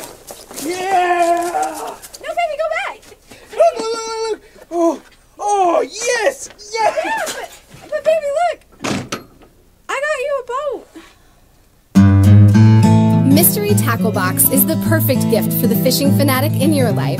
It's a monthly box filled with some of the most innovative fishing gear on the market, hand-selected by industry professionals. Check out all the different options available at mysterytacklebox.com. Hey everybody, Mike Iaconelli here. I love fishing this time of the year. It's cold, it's winter, it's snowing, but if you want to prevent the buildup of ice, use Real Snot. Every time I'm fishing this time of the year, I put a couple squirts on all my guides, especially the tip, before I start casting. Try that tip when you're fishing under these cold conditions, and you're going to catch more fish. See you later. There's a special place in our hearts for the tools of the trade. They're what we prep for a good day on the water. They're what we clean after a good day in the field. Flambeau's patented Z-Rust technology protects the gear of today from rust and corrosion. Z-Rust for the performance of tomorrow. Preserve, perform, repeat.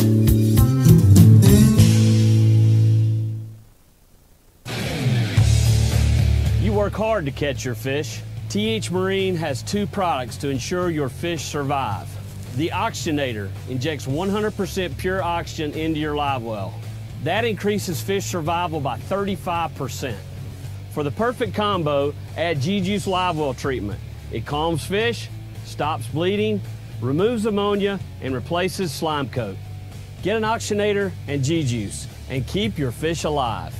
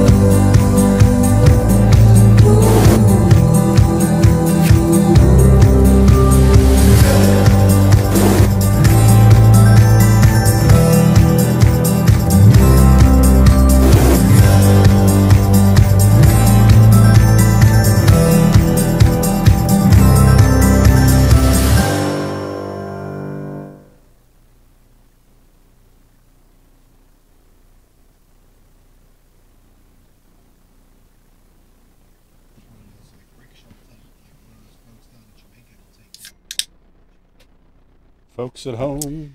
Folks at home, how you doing? Welcome back to Ike Live. This is the Fish My City special, coming to you on a lovely Wednesday night.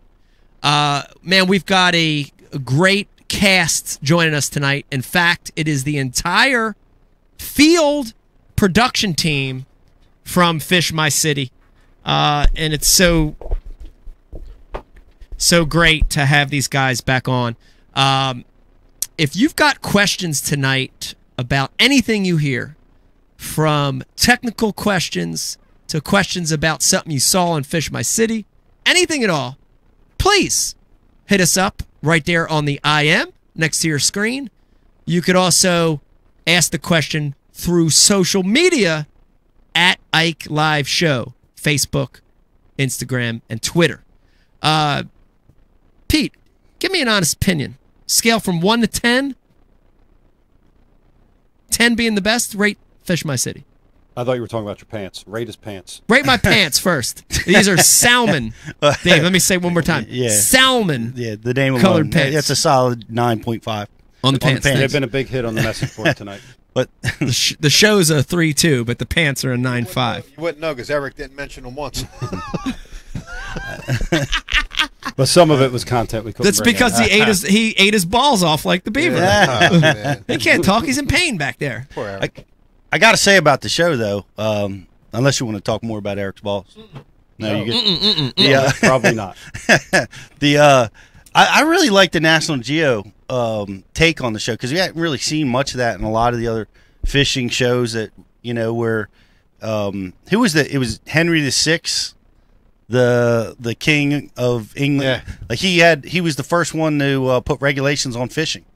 have fishing seasons to protect this stuff, 500 years ago, And, meanwhile, he was probably catching them by the bushels and just pitchforking them. No, he was too busy with all his women. He had like 6 wives and girlfriends. I don't remember, but Henry VIII. I remember. I liked hearing about that. I like the song. I liked hearing about the canals, why the canals were dug in Miami, and how you take the time to learn a little bit about exactly what's taking place. New York City. I mean, I learned things about Very Ellis cool Island, facts. Yeah, very cool facts. and that other little island where they took the sick people. Yeah. I mean, I didn't know any of that stuff. The oysters. Yeah. I think that's a really cool part of the show. So, I like the show. That's awesome. I give it a high score. 8.5, 9. I like it. I appreciate that. And the reality of it is, Becky, we mentioned this before. The Nat Geo Wild demographic, the person that watches Nat Geo Wild, their main audience are women, and specifically older women, like 40 to 70-year-old women. You pick up any cougar stalkers? No cougar stalkers yet, but I didn't think about it till now. What about this campaign? Can we get everybody's mom to watch? Brian, can we get Dot and Mert to watch? Can we get everybody to watch, Pete? Can we get moms to watch? Yeah, I think my mom and dad love that, that nature show stuff, that nature angle. I'll get them watching it. Dave, you think your mom might watch it? She watches. She does. Yeah. She's really seen the show. She likes she likes your show. She thinks this show is completely stupid. That makes sense, though. She'll tell me too. She'll be like, "I put it on the other night. You sound like a goddamn idiot." You know what I mean? I love it. Confirmation that Ike Live is idiotic. I love it. I'd agree with that. I like Miami. After you caught the sailfish, they had the drone in the air and the yacht's doing the donuts. Oh, dude, he did the burnout. Yeah, wasn't that awesome? Rad, yeah. No, it's been great, and it had to be, the show had to be creatively more than a fishing show, and I think these guys, Rob and Wendell, the editors, the folks at Nat Geo Wild, I think they came up with a strategy that's a good all-around show that would appeal to people that fish and hopefully appeal to people that don't fish. So I hope it has enough of that in there. I think people. I think it really does. And you talk about, like I said, the fish. You talk about lateral lines. You talk about how the carp got there. Yep. In the first place. Yep. That crazy orange cichlid or Midas cichlid. Yeah. Yeah. How that got there? Big ass bump on his head that happens right around the spawn. That's a radical catch, man. Yeah. Neat stuff. It is neat stuff. Becky, real quick, let's remind everybody watching, we have a show right on the heels of a new one. Yeah. This coming Friday, 10 p.m. Eastern Time, 9 p.m. Central Time. Yes. We have the Taipei, Taiwan show airing. Yes. Okay. I want you to answer a question for everybody. We get this question a lot. A lot of people, we see it through social media, say, I know it's on Nat Geo Wild, but how do I find it? What channel's Nat Geo Wild on my network, or how do I get it?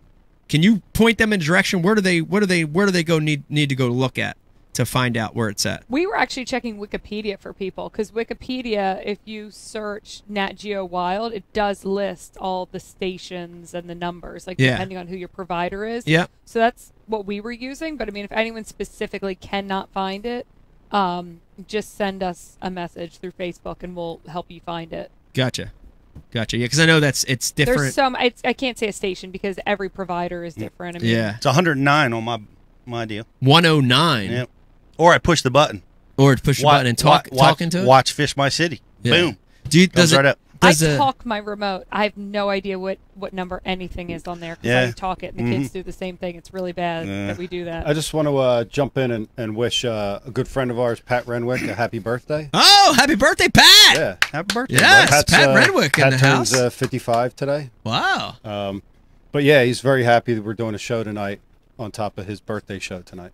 Wow. Oh, is it really? Yeah. Oh, my God. Oh, yeah. Damn. He's got Dave Mercer on. So. Oh, okay. If anybody's really it's bored. just Mercer. He's just a Canadian. Who?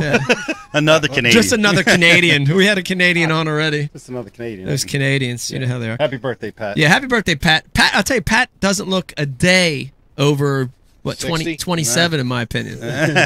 With that long, luscious hair. Yeah. Reminds me of just, an old rocker. He's you know what I mean? He looks like Vince Neil 40 years from now. 40 years from now? Oh my It's like Vince Neil with a time machine. Oh my God. Oh my God. if Vince had a harder life. Yeah. Oh my God. Oh my God. Chernobyl Vince. Happy birthday, Pat. Chernobyl. He's been through some nuclear fallout. You know. Pat, you look, for being through nuclear fallout, you look tremendous, great, dude. Tremendous. Yeah, great for a nuclear fallout survivor. He looks like the smallmouth on the upper Susquehanna. Jeez Louise.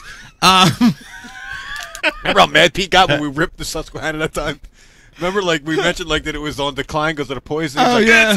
Oh, yeah. Very defensive. Yeah, he was, man. All your guide business going down the tubes. You know what? Because Pete's thinking in his mind, he's like, oh, shit, I'm going to be stuck fishing that shitty Delaware River the rest of my life. He did a YouTube video next week. He was, like, filling up his, like, water bottle, like, drinking Susquehanna water. For how clean it was. I spend a lot of my life undoing what's done on this show. What's been done to me on this show. I think we about got him set up. We're trying to Skype in two guys at one time. Okay. I think it's Tom. Yeah. Tom, is it? I don't think you have your camera on, Tom. Okay, we're gonna get this figured out in a second. While we're working to get these guys on, I do want to jump in and tell you, Pete, that when I watched the show, and like I said, I'm the biggest critic of this show because I was in it, I was involved in it every day. The thing that and Becky, the first time we saw the show on our big TV, the original airing, I looked over at you and you looked at me and we were like, dude, this is beautiful. Like the cinematography of the show, the film work in this show is really, to me, one of the highlights of the project, right? I mean, I look at it and it's like nothing I've ever been involved in. You know, it's at a totally different level, shot in a way that I've never been involved in a project that was shot like that. And, you know, just like Rob and Wendell sort of have that talent to be able to create a story, Mike and Tom, we're going to hear from these guys in a second, have that same talent and that same vision when it comes to cinematography, when it comes to the film side of it.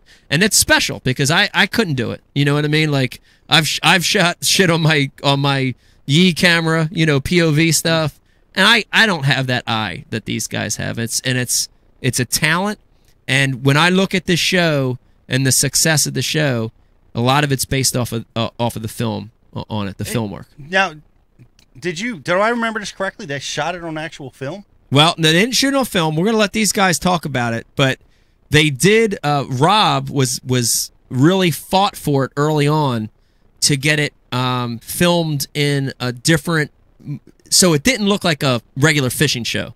You know, it had that more movie feel to it. You know, yeah, it's like movie quality. Yeah, and we're I'm using probably the wrong terms, but that's how it was explained. Yeah, and we'll get these guys to talk about it a little bit. But it was amazing for me. It was amazing for me to watch these guys and to sit back and watch what they did. And I asked a lot of questions. You know what I mean? I was sort of a student trying to learn, you know, what these guys did, to learn how they did it, the equipment they used. Dave, it's insane, and I want to get these guys to talk a little bit about it. But you know, you would think, you know, maybe, you know, like I imagine these giant dinosaur cameras almost like rolling in on trucks. Dude, the equipment's gotten smaller, it's gotten more manageable. Mike Nelson, who we're going to talk to in a second, shot a lot of amazing stuff on this Osmo camera, which is a really small handheld camera, sort of with like a eyeball, moving eyeball.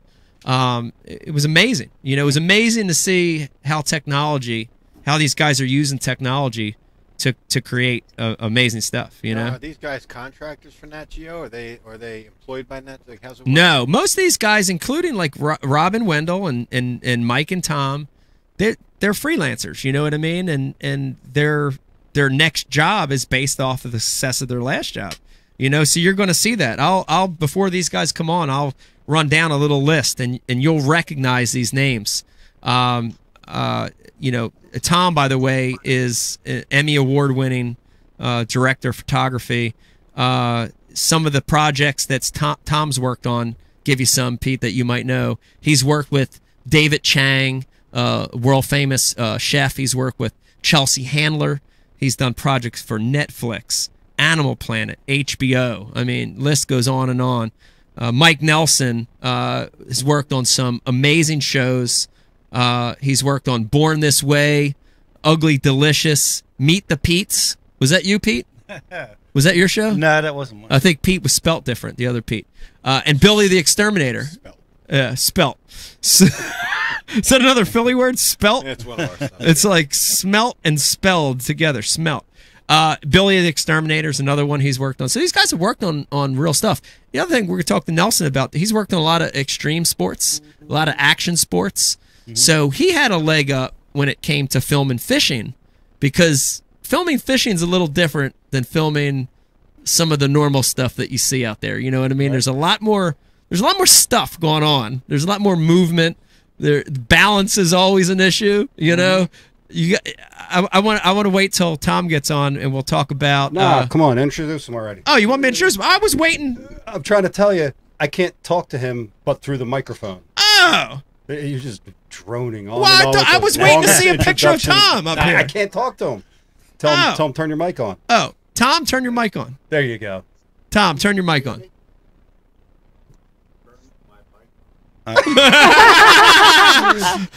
Turn your mic on. Okay, his mic's on because I heard Tom. All right, I'm just gonna turn your camera on. Oh, turn your camera on, Tom. Yeah. It was the longest introduction ever, Mike. Well, because you threw me off. Clear, Brian. You weren't clear. I thought you wanted me to talk until I saw Tom's face. You gotta look at me. I'm on trying there. to give you Well, that's why I said we don't need this booth here. We got to open up this wall. I agree. Okay. Oh, Lord. Whatever. All right, I'm just going to introduce these guys. I see them, finally! Jesus, after the longest introduction in the world. You guys, you're dealing with a very, even though we've been doing this for 5 years now, this is a very, very backwards podcast. Let me tell you. Webcast ever. Very, very backward webcast. With the longest introduction in the world, now I finally see these guys. Man, I'm so happy to have them on. These are the guys that created the magic that you see in Fish My City. And I also consider them great friends. Tom Curran and Mike Nelson are with us. Tom and Nelson. How you doing, guys? What's up, Mike? How did you like that introduction? That was pretty good. You know, I did hear the word talent attached to Warsaw and Wendell's name. Was I hearing that right? Yeah, I don't know. I don't know if I actually meant talent there, but they did okay. They did okay. All right, now I want to know, first things first, where are you guys? We have you 2 different Skype locations. Tom, where are you at? Are you working somewhere? Are you on set somewhere? And Mike, where are you at? I'm actually at home in Los Angeles. Okay, Mike. And I'm out in Connecticut right now on another show. Okay. Do you want to mention the show, or are you under a NDA? Oh, it's not a big show. It's a little thing for involved with Microsoft, and they do good charity work. So I'm helping cover that. So yeah. I like it. You have the inside to Microsoft stock, just like Bitcoin. Yeah, somebody asked me if I got to meet Bill Gates, and not even close. Now, we were you heard through the longest introduction in the world, we were talking. I cannot tell you how many people I've talked to, the comments, and we sift through the social comments every day, and the first thing that they say is this show is beautiful. You know, these are guys that have watched fishing shows their whole life, and they said, I've never watched a fishing show shot like this before. It's so beautiful. So, guys, I wanted to pass that on to you. Talk a little bit about Tom. Jump in, Tom, and talk a little bit about how you guys film this in the way, because a normal fishing show, guys are so used to seeing it shot more. It looks more like a sporting program, right? It looks more like a baseball game or a football game. But this thing's beautiful. It's like a movie. Talk a little bit about that process and the film used to shoot the show. Sure. Well, you know, early on when I was speaking with Rob and Brian and Nelson, you know, we really wanted to, you know, kind of give it that more cinematic look. So you guys were mentioning earlier on, initially we had to sort of fight for this with National Geographic, but eventually the guys went out. So we shot it in a frame rate that, you know, dramatic TV is shot in, 24 frames. So that takes you out of that, you know, that live feeling TV show, which a lot of sports is shot in, understandably. But this, I felt all along that this wanted to have a more cinematic feel. So that was the first step for sure. And then we also were able to bring on, you know, pretty high-end cinematic glass lenses.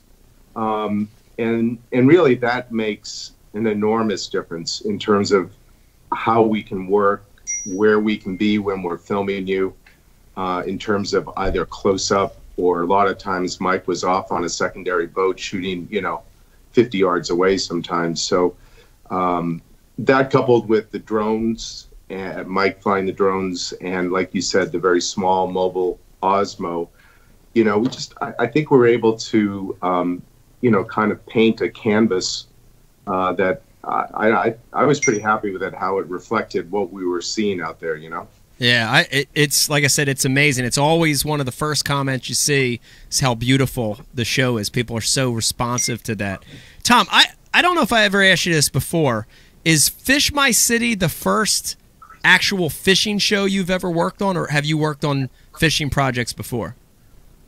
No, I've worked on fishing projects before. I shot a pretty long-form documentary on giant bluefin tuna back when the tuna were, you know, $20,000-$25,000 a fish. I mean, when it was, you know, at its sort of heyday in the 90s. So I spent some time doing that. I also shot my own film on my two brothers that were commercial fishermen. So, you know, you were mentioning just being out on a boat and moving around. For me, the fun part of the show, along with photography, was just being back out on a boat. You know, just feeling that rhythm of the ocean, and you're an incredibly intense, although you have a lot of fun, but very intense fisherman like my brothers were. So I just enjoyed sort of tuning into your energy, and you know, when I knew it was time to, you know, just back off and not interact with you at all, or times that I could, you know, get up close for close-up coverage. So that whole dance I really enjoy on a boat, because most of it's done without speaking. Yeah. You know what I mean? It's just sort of felt. Yeah. So I enjoy that a lot. That's awesome. Yeah, go ahead. I got a quick question, because, you know, I fish professionally. I get seasick, you know, when it gets nasty out there. I get it still. And I can't imagine how difficult it is to have your looking through a lens with all that motion going on. Yeah. Do you guys get affected by that? Nelson, I'll let you jump in. A couple of people have asked me that, but I always shoot with both my eyes open. So I've got one eye in the eyepiece and then one eye that's always scanning the horizon.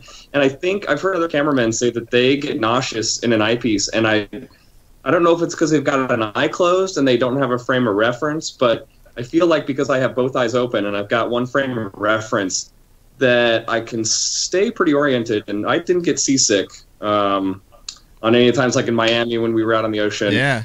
I know Wendell and Alex got seasick, but I pretty good. I mean, most of the ponds and we were on were super calm, so it was not super an issue, but Miami was a different story. Yeah. Yeah, and we will go ahead just and throw those two under the bus. Alex and Wendell upchucked multiple times. Is that true? Yes. Come on. Oh, yes, they did, especially Alex. We'll talk to her later about that. That video. We saw that recently. Yeah. Of her just I think away. we have that. I hope we have that in a blooper clip that we could show, and maybe we'll get 100,000 views on it on Facebook. That would be great. Not good. Mike, I wanted to ask you. I know you worked on extreme sports. You worked on a lot of these sports where skiing, skating, where they're athletes doing this crazy stuff.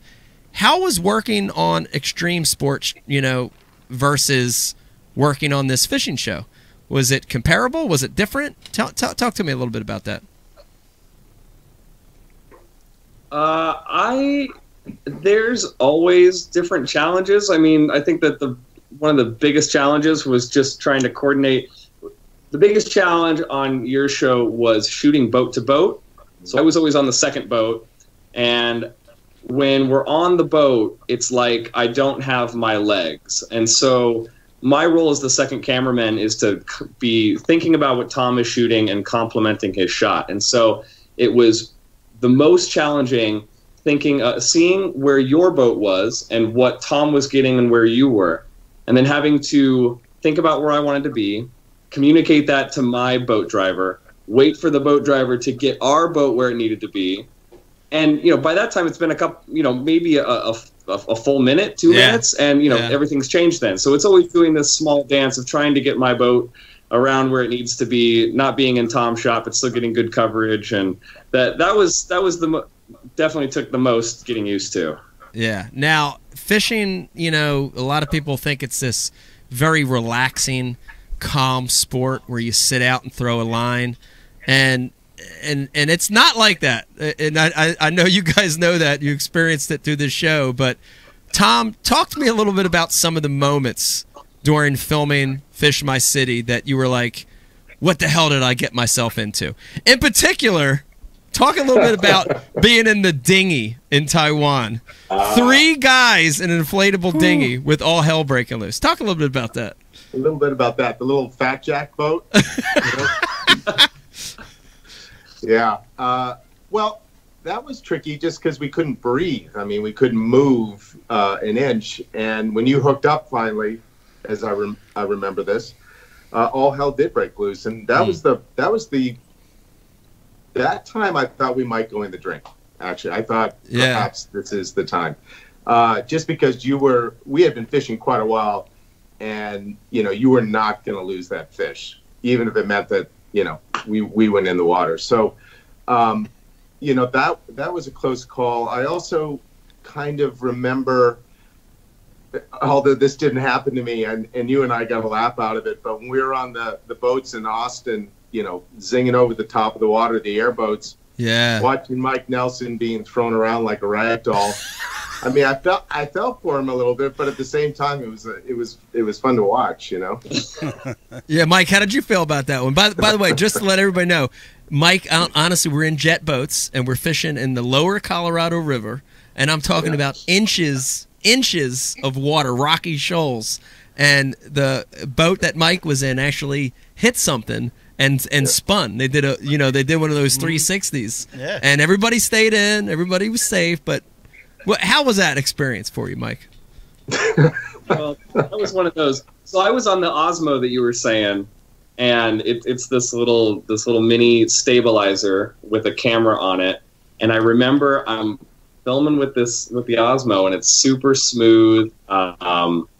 It's super smooth footage, and I look at my boat driver, and he lost track of where he was and went to dodge an embankment, and we spun out. And I remember watching the playback of the footage, and the chaos was completely missed because the stabilizer just held this perfect shot the whole time. And my boat is under it. And you can see there's kind of commotion going on as we're getting tossed around. But then, after that, it was like, okay, mandatory life jackets and mandatory. Yes. You really got to watch their ass.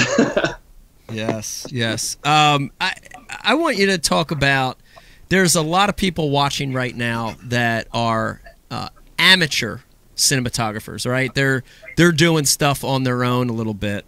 Talk a little bit about what were some of the challenges of filming this show? What were some of the challenges of trying to capture, what was really going down? Tom, I'm going to start with you. Were there any big challenges for you in the show, and how did you address them? Well, I think so, Ike. I mean, whether you're fishing or I've shot quite a bit of adventure style sports or races, and I usually find that when you caught the fish, it was exciting, right? I mean, there was a natural sort of conclusion to the story. Yeah. But for me, the real moments were the moments you weren't catching fish. Or where we couldn't find the bait, or the tide was wrong, or it was dark, or we couldn't see. I mean, all those kind of challenges to me were the moments that I like, because that's now, maybe that isn't shown as much because in those moments maybe you were frustrated, but I guess my advice would be, there's a certain amount of stuff that you just have to learn by doing in terms of shooting. So my first piece of advice would be shoot as much as you can. Have people look at your footage who, know more than you do. But then maybe the advice that's not so obvious is that, the story is often not the story that you set out to shoot. Right. So a fishing show, we want to see fish.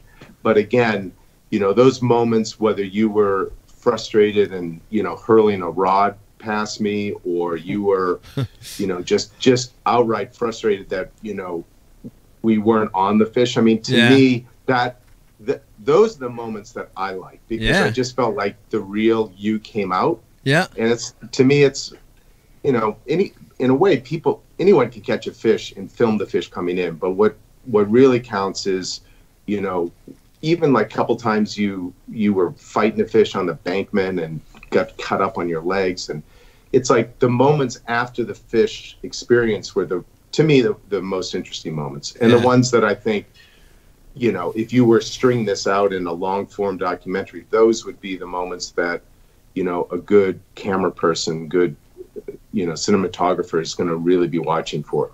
Yeah. Mike, switch gears. If somebody's watching this and they're watching Fish My City and they love it, and then they're going to go try to shoot something on their own, give them a tip. They're trying to film it themselves with the POV camera, with their cell phone. Give them a tip on how they could film their fishing a little bit better. I think to shoot better, it's kind of a labor of love, because so we do this as a job, but then also, in my personal life, I film everything. I go out with friends and I like to film stuff, the activities that my friends do.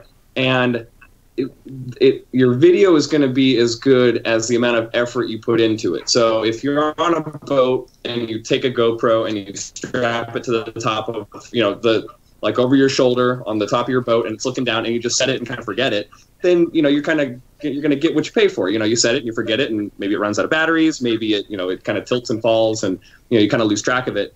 So it's always like a trade-off of you're doing the thing you love to do, but if you want to make good video, you have to take some of that energy and put it into the video cup, away from the fishing cup. You got to pour a little into the video cup, and, think about the shots that you're shooting, think about the angles that you're shooting, and think about, the frames that you're making. And I think that the more energy you put into thinking in a film and video way, the better the video is going to come out. And I think for probably the people watching the show, it would be to find that balance of still having a good time while fishing, but also shooting good stuff. Yeah, that's good answer. Let me remind everybody watching right now, if you've got questions for Tom or Mike or anything on the show, please hit us up on the IM right there next to your screen, or hit us up on our social feed at Ike Live Show.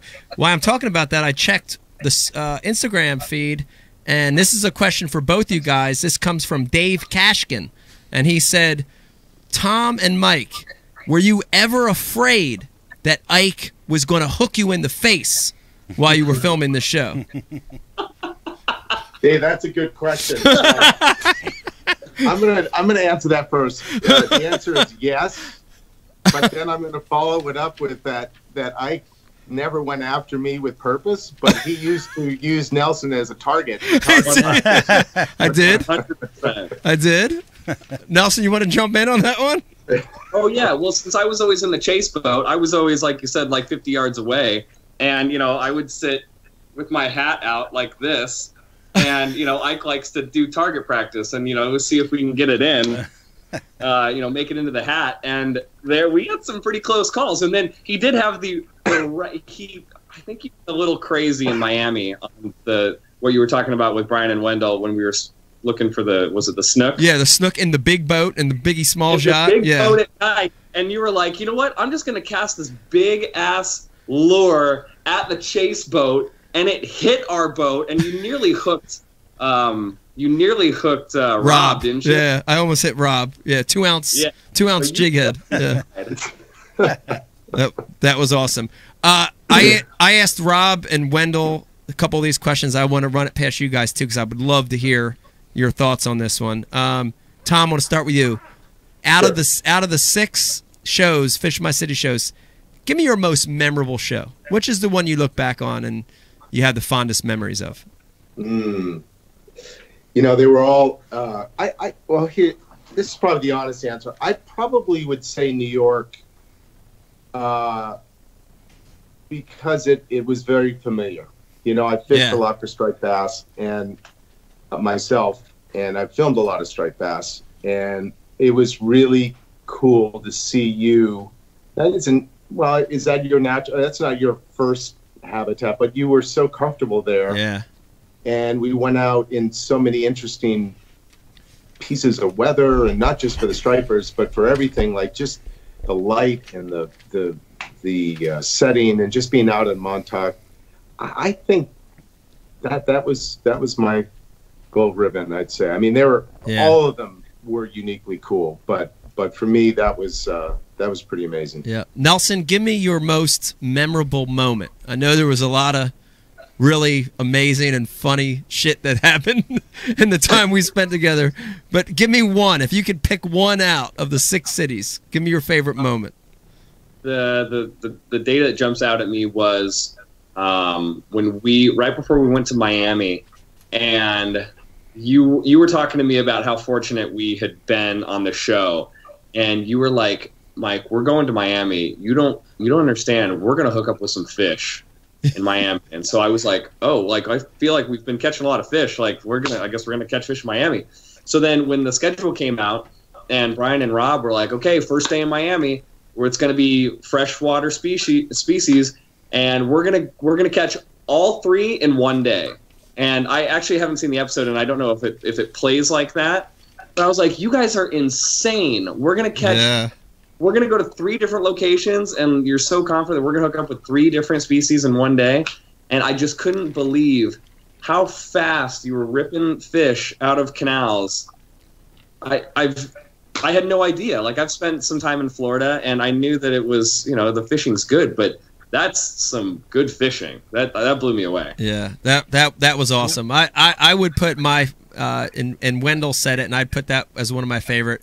When we all had a chance to fish together at the pay pool in Taiwan. That was a pretty awesome moment. That was pretty cool. When you say that, one of my favorite times was after we caught our, what was the big 100-pounder in Miami? A tarpon. Yes. A tarpon. So we got it, you know, we had to be like a SEAL team and get it, you know, in the before the sun came up, and we got it, and we went home, and then you were like, you know what? The sun's just came up. I'm going to go fishing. And I said, you know, well, I've got nothing to do. Like, we're in Miami. Yeah. We got today. I got nothing to do. Can I come with you? And you're like, yeah, let's go. And so I jumped in the boat with you, and we went fishing. And what did we catch together? It was like nearly the same time. Yeah, it was very cool. We got into a school of bluefish, snapper blues. We caught some snappers, and we also caught a few snook. I know, Mike, you had a big giant snook on that came off. I think you had it on. That was really cool. Yeah. When you took the time, and we were like, jump in the boat, let's go fishing, and you know, we had a couple hours on the water, and that was really cool. Yeah, and you mentioned something real quick I want to bring up, and the night scenes that are in this show, and you know, to me, when I look back at it, I still am amazed by that, because I remember saying, you know, they're like, we're going to film at night in London, we're going to film at night. I'm like, at night? Like, how the hell are you guys going to light this up? And how are you going to get that shot? And dude, what you guys did to capture that at night is mind-blowing. Talk to me a little bit about that, Tom. I'm so amazed still. Is that glass you're talking about? Is that how do you guys make it? Because it was so alive at night. How did you capture that? Yeah, Mike. I mean, it is partly the cameras, partly the lens. Also a bit where we're in relationship to you. But I think the tarpon was the most exciting because that captain was so animately against any noise and any light. I mean, that was a really cool challenge. And again, the advantage of having worked with you a couple of shows before that. Like, I remember when we got out there and you hooked up immediately. Remember that? I mean, it was just like he put us right on the fish, and that big fish was like boom. And you're like, is that thing going out? I mean, it just happened. So that's I don't know whether it's night or day. Night is more challenging. Yeah. But just that moment where like, shit, and there's no second take on this. Yeah. You know, that's the part that's really cool. Yeah. So, I found all, and when you're shooting at night, focus becomes super critical because you're shooting wide open on the lens, so everything's open.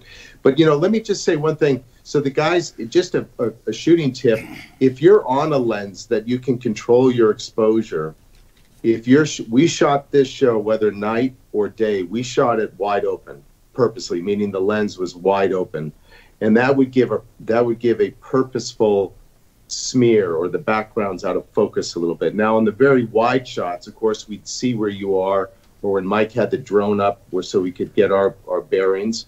But in those more intimate moments where you were fishing, Ike, that was kind of by design. I think it was pretty successful. So it sort of pulls you out of the environment. Yeah. It gives it a little bit more of a polished look. So no matter what camera you're on, if you're on a still camera or a DSLR, you can control that, and a lot of times you just have to stack more neutral density in front of the lens. But if you do that, you'll have that fall off in focus, which is pretty, it's pretty pleasing to the eye. Yeah, that's amazing. We're gonna, we've been talking a lot of serious talk, Pete, with Mike and Tom, and this is the Ike Live show, of course, and this is a silly podcast. So I think it's the right time, guys, to invite you to play a game with us here on Ike Live. Will you guys play with us? Is it Jeopardy? It's not Jeopardy. We've got a great game here in store for you, and we're going to get our very own Dave Brodzik to ask the questions. And this game is called What's the Correct Camera Shot for Fish My City Season 2? What's the correct camera shot for Fish My City Season 2? And what Dave's going to do is he's going to present to you scenarios that are going to occur in Fish My City Season 2, and you have to let us know which is the correct camera shot. And Dave will give you 3 choices for each answer. And just like Jeopardy with Rob and Wendell, if you guys can get 4 correct out of the 6, you will both win another Magnum Jigging Spoon Award. And I know how much you guys like the Jigging Spoon. So, are you guys ready to play? I'm gonna give it my best shot. Okay, Dave, let the games begin. Scenario 1. In this scene, Mike is fishing in a crowded women's lavatory somewhere in Russia. He is attempting to pull out a rare Russian deucefish from the toilet. Nice. Nice. Do you guys right in the toilet?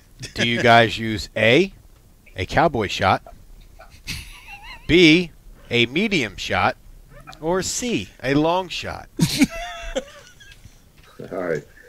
I'm jumping right in on that. I'm going to go long shot. Long shot? Mike, do you agree? This is a team effort. Mike, do you agree with Tom on the long shot?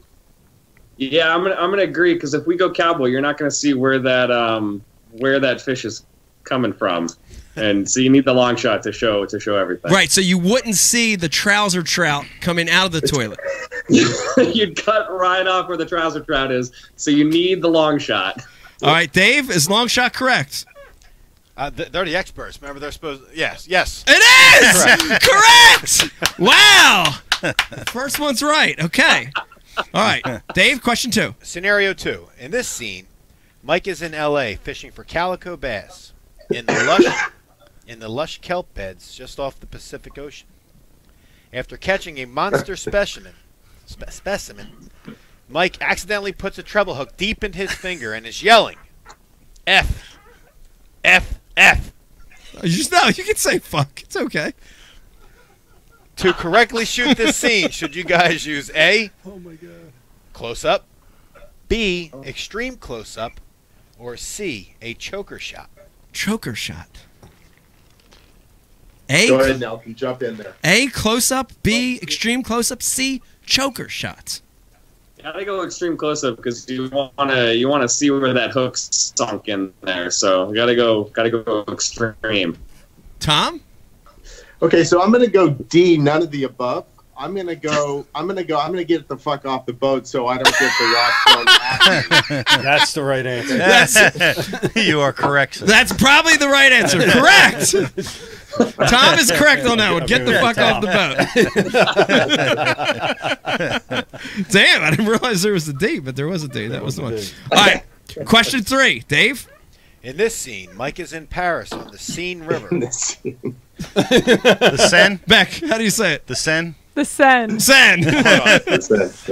Dave's never been outside of South Jersey before in his entire life. So. Other than Becky hailing from the Richmond elite, all the rest of you bums are from South Jersey just like me, and we're not supposed to know how to pronounce that river. The Seine. Get here.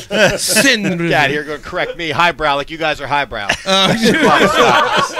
Just trying to be helpful. All right. In this scene, Mike is in Paris on the Seine River, trying to catch a Wells catfish. First, he has to get bait, and he is running around frantically, trying to capture a live city pigeon to use as bait. To capture this correctly, should you guys use A, an over-the-shoulder shot, B, a bird's eye shot, or C, high-angle shot? Right? Nice. A, over the shoulder. B, bird's eye. Or C, high angle shot. Tom? Let's see. I'm gonna go high angle shot, Ike. I'm gonna actually add on to the high angle and say, Nelson, you get this high angle shot on the drone, and I'm gonna be over at the bar with Wendell as you work this out. Mike, do you concur? Yeah. Yeah, because Tom's my boss, and so yeah, he tells me what to do. I make it look good, and Tom goes and has a beer with the producers to get us our next job. Final answer, C, high angle shot. That is correct. Correct again. Oh my God. These guys are better than the producers. These guys are better than Rob and Wendell. Rob thought he was good at Jeopardy. Come on. In the next scene, Mike is in Rio de Janeiro, Brazil, doing a city day, interviewing people about fishing in the city. After spotting two aspiring prostitutes and asking them about catching trouser trout within the city limits, Mike is approached by 2 buff-armed drug lords and whisked away to be held for ransom. In this chaotic scene, do you guys use A, 2-shot, B, whip pan, or C, Dutch angle shot? All right, Mike, this is you. A 2-shot, B, a whip pan, or C, Dutch angle shot? I'm gonna go with the. I'm gonna go with the 2-shot because I want to see Mike crying right next to his captives as he begs. Captives. Tom, weigh in on this one.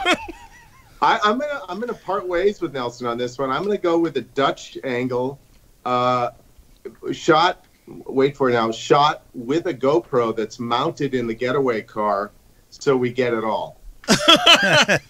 Dave, the correct answer? Both. Both! Oh, you're right again!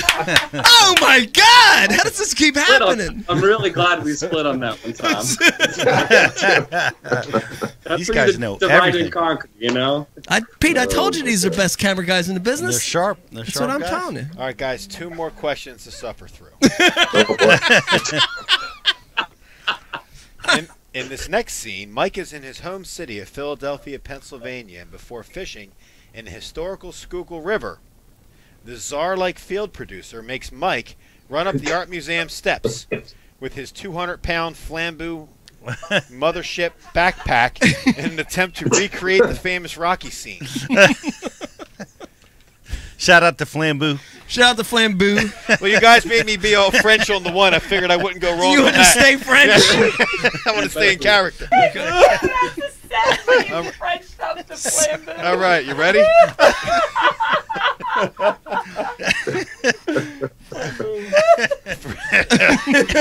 You guys will learn. You'll learn.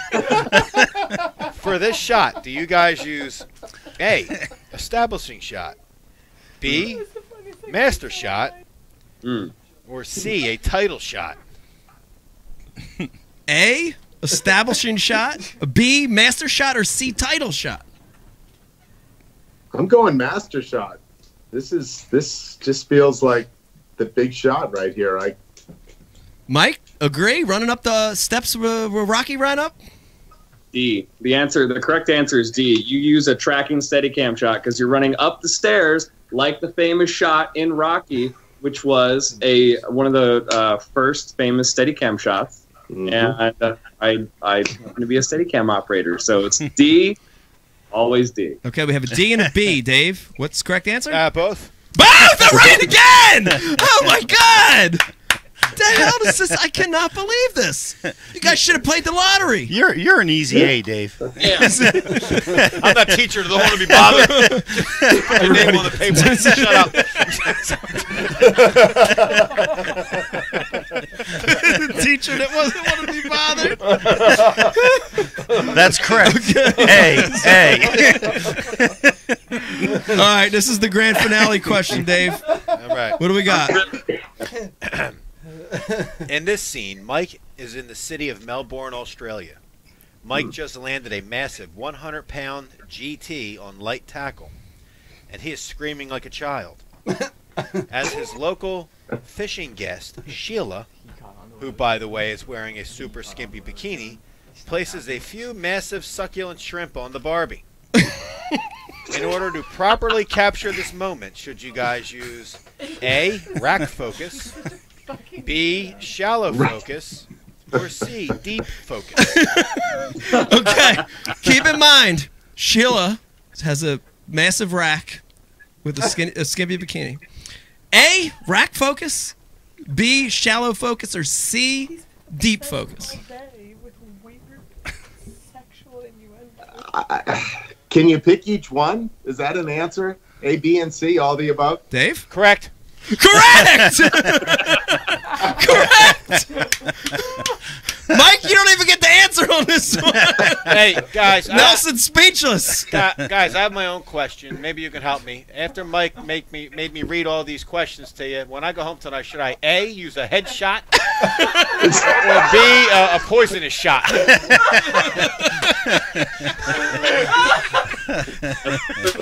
Slowly carve your eyes out. Yeah. All right. Feels like we're back on the bus here. Oh my God, it's like old times, isn't it? Well, I gotta tell you, that was the best game I've ever heard. You guys got every answer correct. Perfect students. A perfect answer. A jig and spoon is in the mail your way. But it was great. I want to tell you honestly, it did remind me, Tom. I'm glad you said that because it reminded me of this entire show working with you guys, dude. It was so much fun. I learned so much. You guys have created a beautiful, beautiful show. But, dude, at the end of the day, I had so much fun with you guys. I felt like I was hanging out with my best friends forever. Yeah. I can't thank you enough for the experience, man. It was awesome. Likewise. Oh, my God. I think Dave's still back at the Barbie with the shrimp. Dave's thinking of the third shot in case the other two don't work. Oh my God. Hey, guys, for real, guys, what is a cowboy shot? Technically, what is it?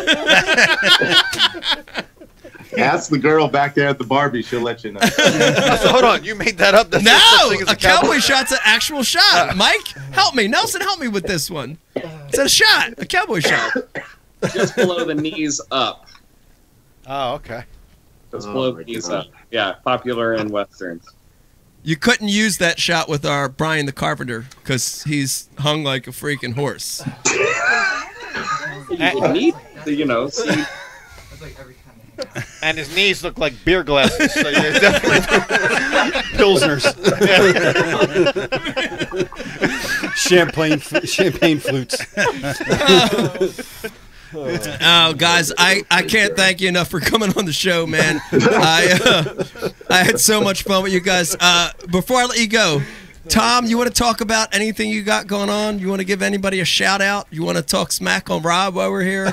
You got anything you want to say? Oh, I love my Rob. You know, I think he had a big night last night. You know, he has a big night every night. I'm just going to leave that one alone. But anyway, Mike? No, I love working with those guys. I mean, you know, kind of seriously, I think we worked so hard because we had so much fun. Yeah. You know what I mean? Yeah. I feel like there were some long days driving, long days on the boat, all that stuff. But God, we had some great laughs. Dude, we had a great time. It really did feel like you're just hanging out with your buddies, but we worked our asses off. I tell you, I've never been more tired, staggering back into the hotel room every night than after the days we shot. And I hope I told you every day. And if I didn't, I want to tell you now, I appreciate you guys so much for working your ass off. You really did. And I appreciate that so much. Well, so did you. There was only one of you, and there was about 7 of us. So it was a great effort, I thought. We had a lot of fun. It was awesome. Yeah, that's great. I never got that. Nelson, you want to give a shout out to anybody? You want to plug anything you got going on? I only get it once in a blue. No shout outs, no plugs. This is one of those crews that comes along, I think, maybe once every 10 years where everyone jives really, really well. And a lot of the times there's a pretty distinct separation between cast and crew.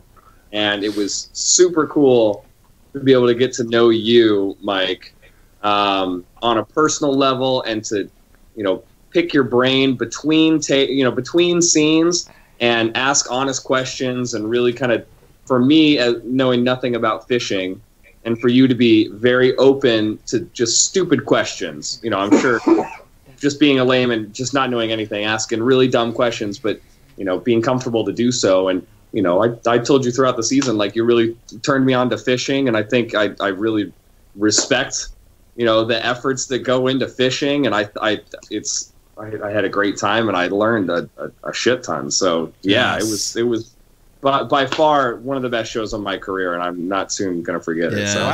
Yes, I appreciate that, guys. That really means a lot.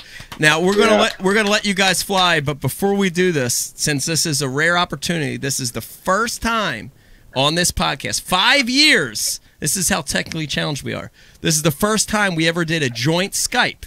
I want to let you know this is a very special moment. Brian DeCarpenter, give me a full screen on this one if you can. I want you guys to do me a favor before we let you go.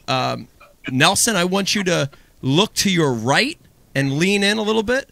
Tom, if you can, look to your left and lean in a little bit. Yep, look straight that way.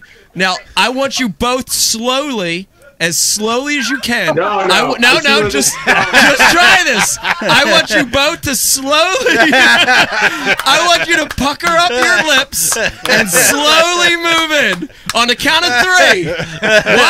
1, 2. No, I hold on 1 sec. We practiced this last night, so we'll be fine. All right, on the count of 3. 1, 2, 3. Go ahead, pucker up and lean in, guys. Slowly, go. Oh, God. There you have it! Yes! Woo! Oh, man. The first official joint Skype kiss on Ike Live. Oh, man. Mike Nelson's getting tagged now. Look at him. He's going to get bumped. What kind of shot was that? What kind of shot that was the Key West shot. Key West shot. Classic. Wow. It was a Key West shot. Guys, I can't thank you enough for coming on the show, man. I really appreciate it. And I'm so proud of the work that you guys did. I'm proud of our show. So thank you for coming on. Yeah. Yeah, thanks for having us. My pleasure. You got it. Thanks, Ike. Tom and Nelson, everybody. Congratulations, guys. What did you think about that lean in? Wow. The whole time, It's funny, they were in different locations, but they matched up, sort of, didn't it? It was cool. And I was imagining the whole time them leaning in and kissing. So to see it happen was, I never was once great. thought of that. You did, huh? You were imagining that the whole time? I was imagining it the whole time. More like Brady. I was actually hoping that wasn't what you were leading into the first second it started. Shout out to Flambeau. Yeah. Oh my gosh, Flambeau. Flambeau. Oh no, well why not? You think they say flambeau? Everyone, you're also correct on the scene. All right, Brian. Amazing. Brian the Carpenter. Shout out to Flambeau. I want to thank everybody for tuning in. Listen, hang in there. We got a whole nother segment when we come back. We're going to be talking to the associate producer, Miss Alex, when we come back. She's going to have some great stories for us about the show. We also want to take a second to thank some more really amazing Ike Live sponsors. Want to thank Real Snot. If you want longer, smoother cast, go to realsnot.com. Use the promo code IkeLive25. You will get yourself 25% off any of the Real Snot product. Also, Liquid Mayhem. Pete, it's late fall. Winter's coming. Scent is very, very important. I saw you use it. You saw me using it during Fish My City, right? Mm-hmm. You saw in London, dude, it made a difference. In that cold water, the pike, dude, they weren't eating. I had to slow roll that swim bait, put scent on, they ate it. Go to liquidmayhem.com, use the promo code IkeLive25 for 25% off any of the great scents, including Nightcrawler, Leech, and Garlic Knot. That's right. Is that a new set that I just made up? Yes, that's all right. And Pete also brought to you by Bash University. You want to tell everybody any good BU promos right now? Man, you know, we just we got Try BU. 10 days free. Come on over and try Bash University. But I want to let you guys all know that at Bash University, we've got a new forum coming where all of our subscribers are going to be able to talk to each other, talk to us through our forum. That's going to be coming real soon. And we just filmed with Paul Mueller. And we got some great, amazing content using swim baits. Oh, okay. Yeah. Using swim baits, using blade baits. Nice. And the same thing that these guys talked about with you is we dealt with Paul Mueller all week, and he could not stop fishing. Wow. Could not stop fishing. He's hooked. He's an and addict. teach. He just could not put his rods down and just talk to the people to teach. And just like you when you were down in New Orleans, you got to bring your fishing rod. He's hardcore. It's all Bash University. It's bashu.tv, guys. Come join us. Okay, Brian Carpenter will take a little break. When we come back, we'll do an MTB unboxing, and then we'll get Miss Alex on and talk a little bit more about Fish My City. Yes. Yeah. And by the way, shout out to Greg DePalma, who got the phone call on Monday. Get out of here. Yeah. So he's all in. He's fishing the elites. Wow! Nice job, Greg DePalma. Yeah. Another South Jersey homie in the struggle. Yep. Congratulations. That's interesting that Bass went down. I think it was the lobbying we did on Bash University Live for him. I think got him over to home. Might have been. Why are we applauding for his statistically probable bankruptcy? Why are we doing that? Not anymore. Not anymore. They stepped up to payouts. Things are looking much better over there right now. That wasn't a disparage against you. I'm just saying, like, kind of. That's a whole other topic. I wonder with Major League Fishing now announcing no entries, will Bass come back and try to lower theirs or eliminate theirs totally? They're not, are they? Well, no. Historically, when something works and it's well received, you'll see everybody fall in line with it. And I think I'm sure Bass is considering it, as is FLW, moving forward. I'm sure they're considering it. I don't know if it's going to happen this year or when. Yeah. Well, we'll see. Very interesting. Wouldn't that be cool? It'd be very cool. Well, they keep bleeding pros. They're going to have right to. To that commercial. All right. Yep. Hey, well, another. I did just sign up for the Bassmaster Opens. You did. Congratulations. I'll be. Hopefully now the Gregs. Centrals or Northerns? The Easterns. Easterns. Now the Gregs and the Elites, maybe they'll let me in. Maybe. And we'll see what happens. Okay. Awesome. All right, hang in there with us. When we come back, more of the Ike Live Fish My City special. Sometimes the best fishing isn't out here. God, it's gorgeous. It's in the big city. I'm Mike Iaconelli. My friends and I grew up fishing the mean streams and rivers of Philadelphia. This week, we're in Miami, Florida. New Orleans, Louisiana. Taiwan! All you need is a waterway, a local. I'm ready. Let's go. And a little passion. A little passion, Mike. Hey, Fish My City with Mike Iaconelli. New series premieres Friday, October 12th at 10 on Nat Geo Wild.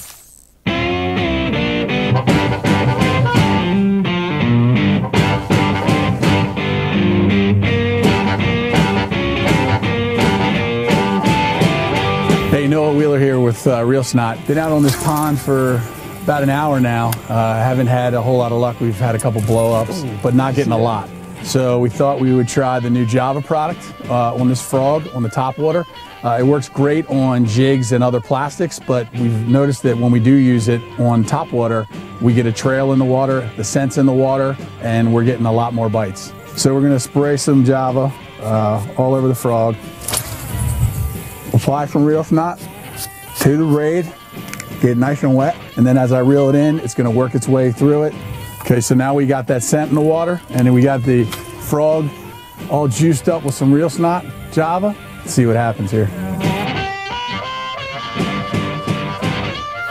There's one, there's one. So as you can see, that scent got around in this little area, this little pocket we're fishing, and sure enough, one came up and nailed it. Small one, albeit, but hadn't caught anything since we've been here for about an hour and 10 minutes now. There's one.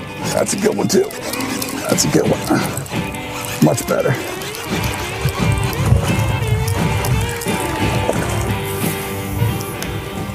Good little guy. Threw my frog. Man, they love this stuff.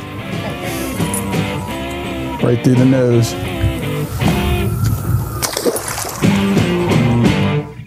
This time of year, I definitely recommend putting a little bit of this on your soft plastics too. There he is. Another one. Next cast. And that would be number 6. I'm addicted. I'll admit it. I'm straight addicted. This might be bigger. You think so? Yeah. Feels bigger. I haven't even seen this thing yet. It doesn't want to come up. Don't break me off the rocks. Oh, it's a... Oh! 27-incher. He caught it. 28. Oh my god, that's such a healthy fish. Look at this size.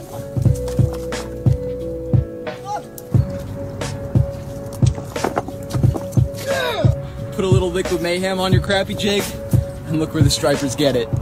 You can't even see it, man. That might be a keeper.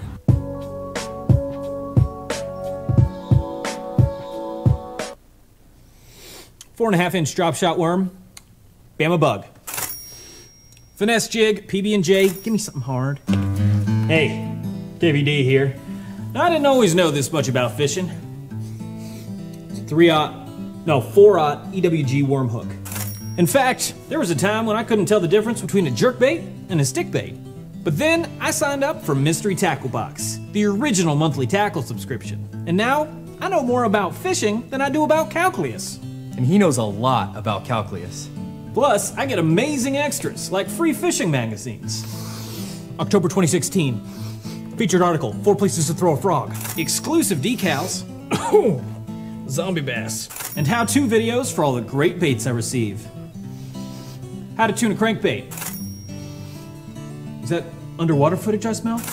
I got goosebumps. So if you're looking to develop enhanced fishing abilities like me, or you just like getting new tackle every month, go to mysterytacklebox.com and get your box today.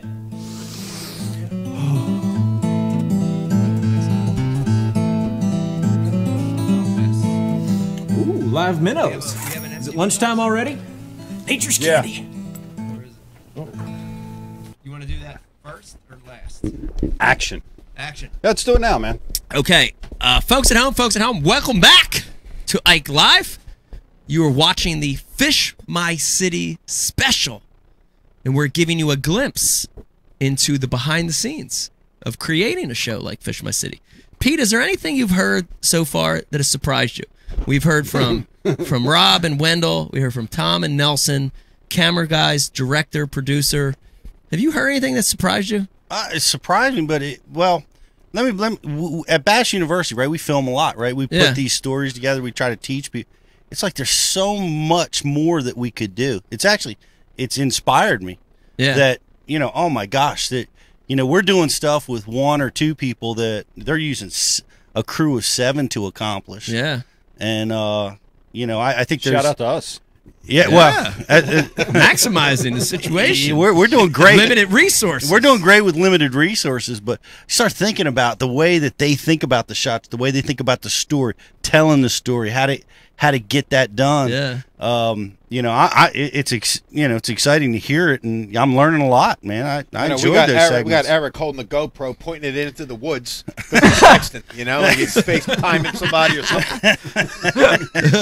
Foggy lens. Yeah, dirty lens. Candy cake on it. Yeah, we give Eric a hard time, but I got to tell you, Eric can give you a little props right now. The Philadelphia sewer video, entirely shot by Eric, is doing tremendous on YouTube. I thought that was great work, Eric. Great job on that. Seriously. Yeah, everybody's talking about that. No, it was shot very well. What was that really shot? Well. Was that the Ike took Eric's phone shot, so he had to point it the right way? It was all shot on a cell phone. And no, dude, that is actually testament to technology, dude. It was all shot on a freaking iPhone, dude. It was awesome. I still haven't seen the scene with the police officer yet. Yeah, well, we're gonna cut that. I think it's in the master show. It's in the YouTube video. It's in the YouTube piece, but I think we will pull that out as a separate clip and add the subtitles in there. Yeah. Okay, I didn't see that. Yeah, it's in there as a quick version, but we have a longer version that we're going to post. Well, the one you described to me is the one I want to see. Yeah. Also, shout out to the people of Philadelphia for giving once-in-a-lifetime incredible reactions. Oh, yeah. Oh, it was great. Yeah, I mean, the whole gamut, from homeless people to street workers to police to the doctors that were and the nurses that were walking past. Dude, it was so amazing. It was so Philly. It made you proud to be from this area. Is that true? Oh, it did. Definitely, I thought it did. I was proud. It's a unique part of the country to be from. Yeah, it really is a unique spot. Yeah. And just a little bit, I want everybody to keep watching. We're gonna get Alex Chaplicki on, and she was the AP. Did you hear that name, Dave? That's right. A fellow Polak, Dave. Polak. That's right, Polak. What are you, Archie Bunker? Yes, fellow Polak. She was the AP associate producer of Fish My City, and honestly, Alex had one of the toughest jobs, Pete, in the whole show. Was she on site? She was on site every show. She was on the front and back sides coordinating stuff. Beck, what would you describe Alex's role? She really was sort of like she had to bond everything together, made sure it worked. Right? It's a really tough. It's a tough job. Her role was a tough role. Yeah, she had to do everything because she had to make sure that everything was coordinated. Permits. Hotels, the flights, the permits, like the fishing permits, but every other getting permit, to and from locations. Yeah. I mean, it's. I think it was one of the toughest roles in the whole crew. Now, this is just really impressive. You had the two guys that we had on there. What were their titles? So we had Rob and Wendell were the executive producer and co-executive producer / director. So producer, director. You had Tom and Nelson, director of cinematography, lead camera guy, and Nelson, who was sort of supporting cameraman 2, and then sort of Alex putting all that together, along with a lot of other people too. So there was a sound guy for each show. Good Lord. There was in a few cases a lighting guy. There was people that worked under Alex. Sometimes there was a driver. Sometimes there was a fixer. A fixer was when you go to a foreign country, you use a fixer to help solve the problems of like language, transportation, money, like all those things you encounter in a place like Taiwan. Mm-hmm. So, dude, it's a massive undertaking. It's a massive undertaking. It's huge. What stuck with me was what Nelson said, how it was a unique thing, a 1 in a 10-year crew, right? That stuck with me. Yeah. That's a powerful statement. Yeah, it was special to me. See, I didn't know. I don't know. This is my first experience, but it felt very, very special.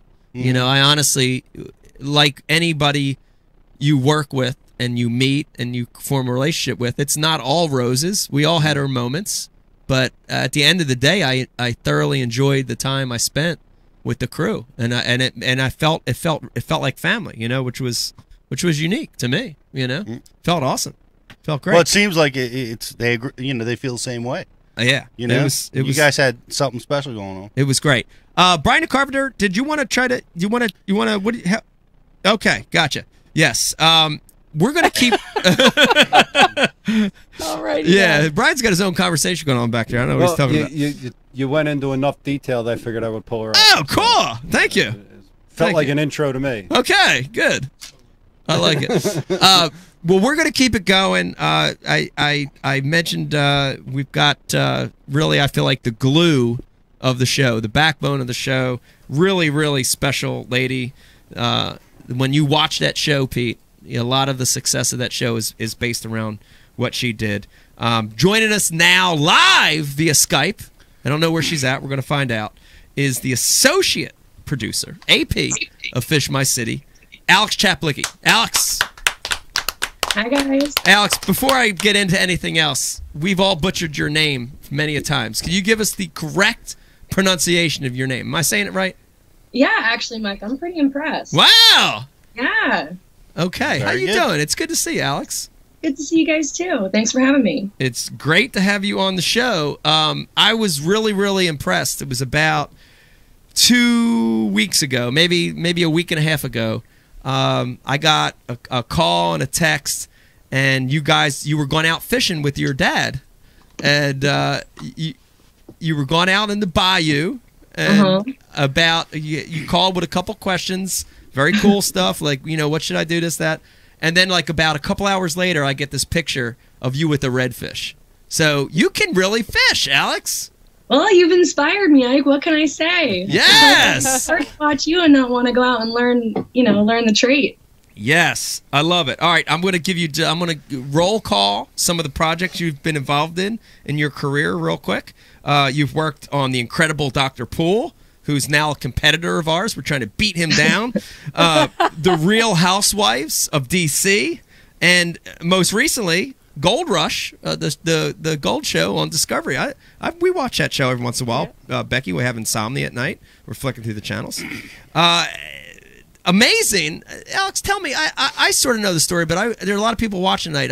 How did you get into this whole mess? How did you get into this business? I got an internship working for a History Channel show in D.C., and I went to college in Connecticut, and when I got that internship, I moved down here. And I kind of have just been working in TV ever since. Was an assistant at Nat Geo, and then worked at a company where I was a production coordinator for a bunch of different shows, and then went off to be an associate producer for some more shows that you mentioned, and that's where I'm at now. Wow. Now, I know you were a swimmer in high school, in college. You did a little bit of swimming. While you were swimming, did you ever think that you would end up here? Was this a thought back then? I mean, I think it's really ridiculous they ask kids to know what they want to do when they're 17 years old. So, no, I didn't think I'd be here until after I kind of matured a little bit and got out of school and got into the working world and figured out where my passion and my interests lie. Very interesting. Now we talked about this earlier, and I know a lot of questions were coming through our IM about how the business works. Talk a little bit about, you guys are sort of like freelancers in a sense, where you work with the show and you have time with the show, and you may spend a season or two and then you sort of move on to another one. Talk a little bit about that, because I think a lot of people are confused that, that the potential of you staying with one show for 2 or 3 or 4 seasons, that usually doesn't work like that, right? You guys hop around a little bit. Yeah, timing is everything too, and it definitely is risky being a freelancer, but with no risk comes little reward. So I like to be able to work on as many projects as I can, and that's being a freelancer. You start a show, you work on a show, and then you finish a show, and then you're on to the next thing. So you just kind of gotta meet people along the way and keep your feelers out there, and hope to get on the next project. Okay. Let me remind everybody watching right now, if you've got a question for Alex, please hit us up on our IM. You could also hit us up on our social feeds at Ike Live Show, Facebook, Instagram, or Twitter. Now, Alex, we've got a very determined young gentleman working for us in the back, Eric the intern. Give him a little advice. I watched you over the course of 6 shows, and in that role, the role of AP, you never get the turn. You never get the turn off. I was amazed that you know, every minute of every day you're working on something. Give Eric some advice. You know, he's a young college student working his way up. Give him some advice on how to, you know, how to get better. You know, how to prepare, how to train.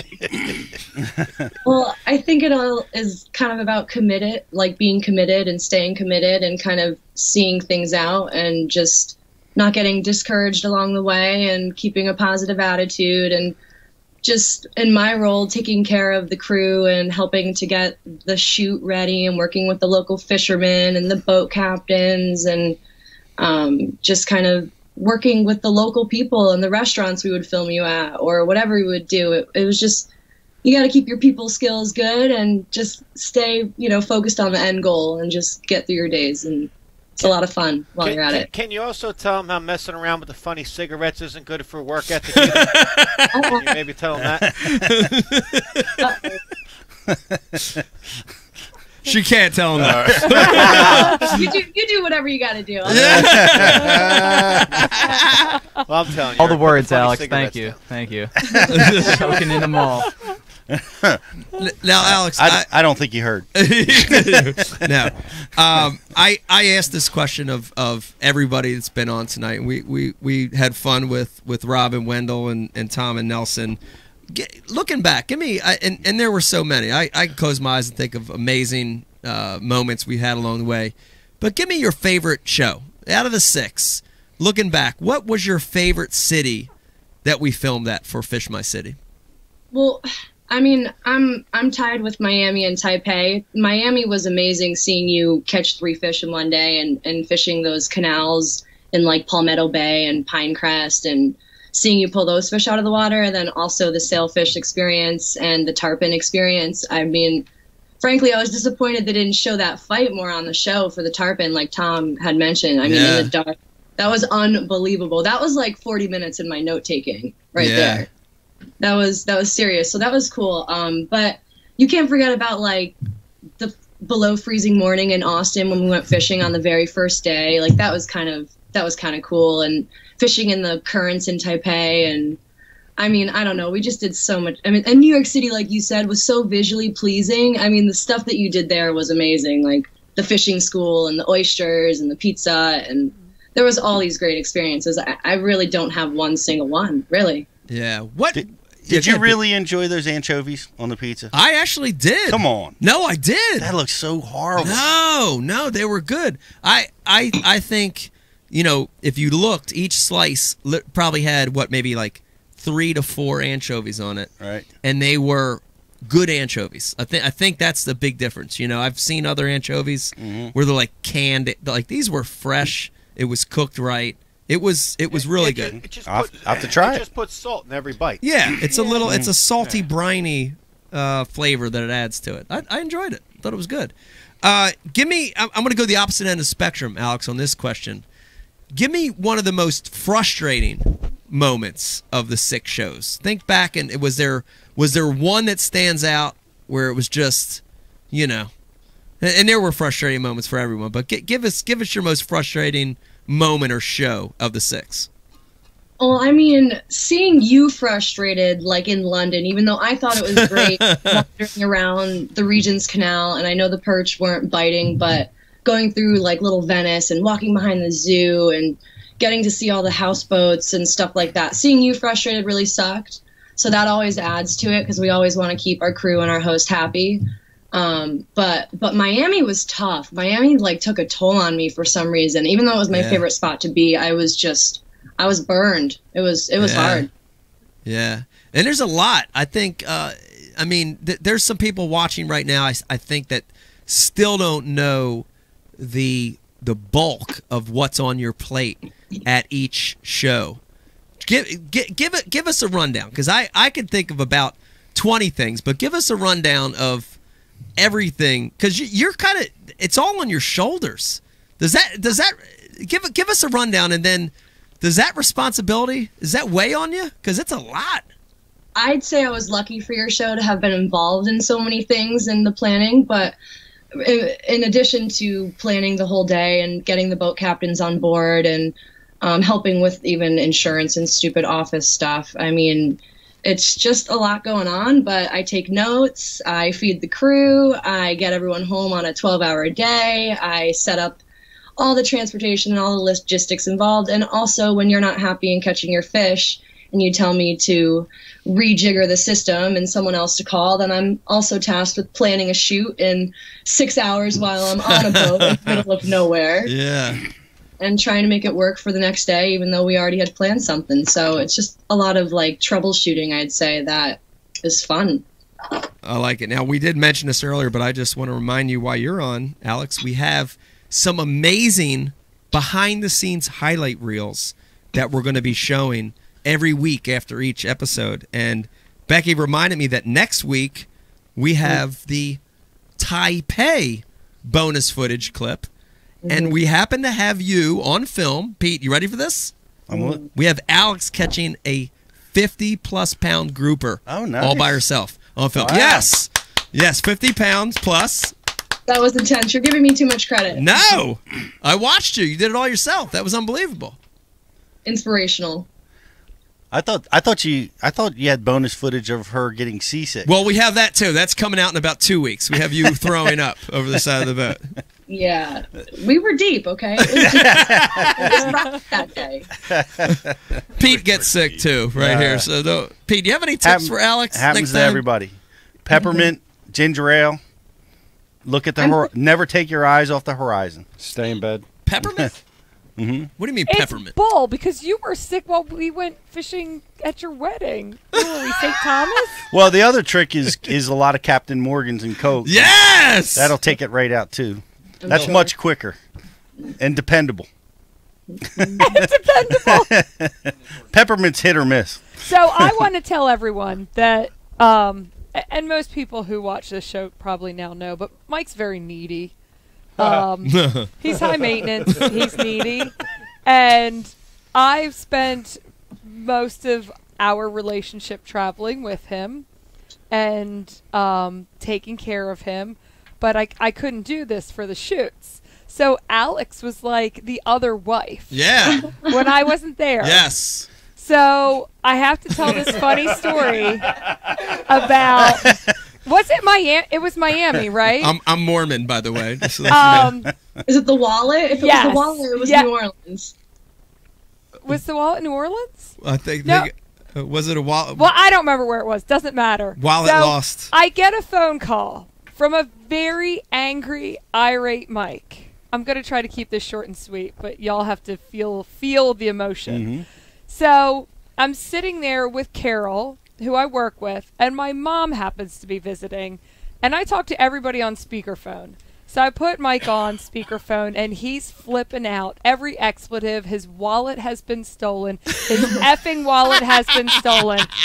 And I'm calm as could be. Carol, calm as could be, because she married someone just like Mike. And I'm like, okay, so where do you think it could be? I don't know. It's been stolen. I'm like, all right, but like, let's retrace your steps, because I just want to try to maybe see, maybe it's not stolen. Maybe you just left it somewhere. Like, let's talk through this. You know, I'm talking. I think I got hung up on at least 2 or 3 times. You know what I mean? Because clearly the wallet was stolen, and how can I be trying to talk to him? It's very calmly insensitive right now? of you. Yes, yes. Carol's calm. My mom is like, oh, this is awful. Why are you two so calm? And Carol looks at her. She goes, his wallet's not stolen. It's probably in this room somewhere. So I call Alex, and I said, Alex, he claims the wallet's been stolen. I'm sure the wallet has not been stolen. Could you just go through his room? And she's like, do I have permission to go through everything? I was like, you have permission to go through whatever the hell you want, because you know that wallet is in that room. And I think probably within 5 minutes of Alex getting off the phone with me, going to your room, she found it. It was behind the desk. Yes. Found the wallet. And Solved the problem. there was Alex's initiation to the wife of Mike Iaconelli. That's right. So Ashley, AP is another word for wife or problem solver. Yeah, that's right. It really is. Are you cool under fire like Becky was? Were you cool in this situation, or were you frantic? I mean, you know, you gotta. It's kind of like when Ike was in New Orleans and an alligator gar got stuck in like an agar-agar tooth got stuck in your thigh or your hand. Yeah, in both. A big one in my thigh and a small one in my palm. Yeah. Texted the crew. He's like, I'm stabbed. I'm like, do you need to go to the hospital right now? He's like, no, I just picked it out. I'm cool. I'm like, oh my God, because you want to act really fast and help him if he needs to go to the hospital. But like the wallet, it's like you got to just be calm. And I deal with a lot of talent, so I'm hopeful that my skills will be calming as opposed to freaking out. Yes, well, they were very calming. You did a great job. You kept me together. I appreciate that very much. I got some really, really important questions for you, Alex. First one is, we know you worked on Dr. Poole. Can you talk any smack on Dr. Poole right now that will help decrease their ratings and increase the ratings of Fish My City? Give us something that would horrify. Do you think anyone that listens to but we can cut it out later and paste it somewhere. Give us something that would horrify Dr. Poole viewers to what the hell's Dr. Poole hurt about? their ratings. What? Dr. Poole. Poole.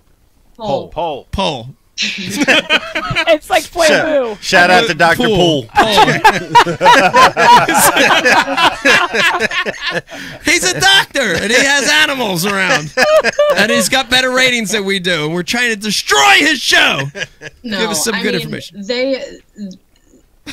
First of all, he's an old school vet, so his practices are kind of gnarly, and they have to cut out a lot of what he does because he's very old school and doesn't like follow the conventional way of doing things and works with super large farm animals. So for one, it's a little graphic, so that I hope that would discourage viewers, and honestly it's kind of sad. But it just has honestly though, like, it just has been I don't know why people just love that show. Like it's been around for a long time, or something like 9 seasons. Yeah. And for whatever reason, he's just got his segment, man.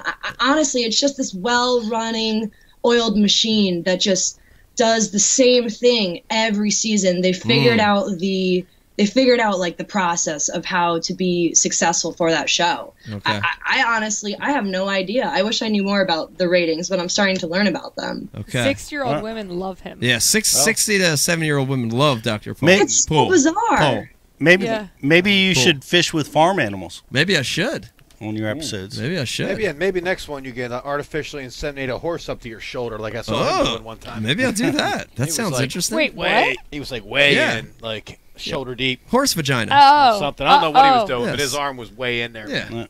it's fisting.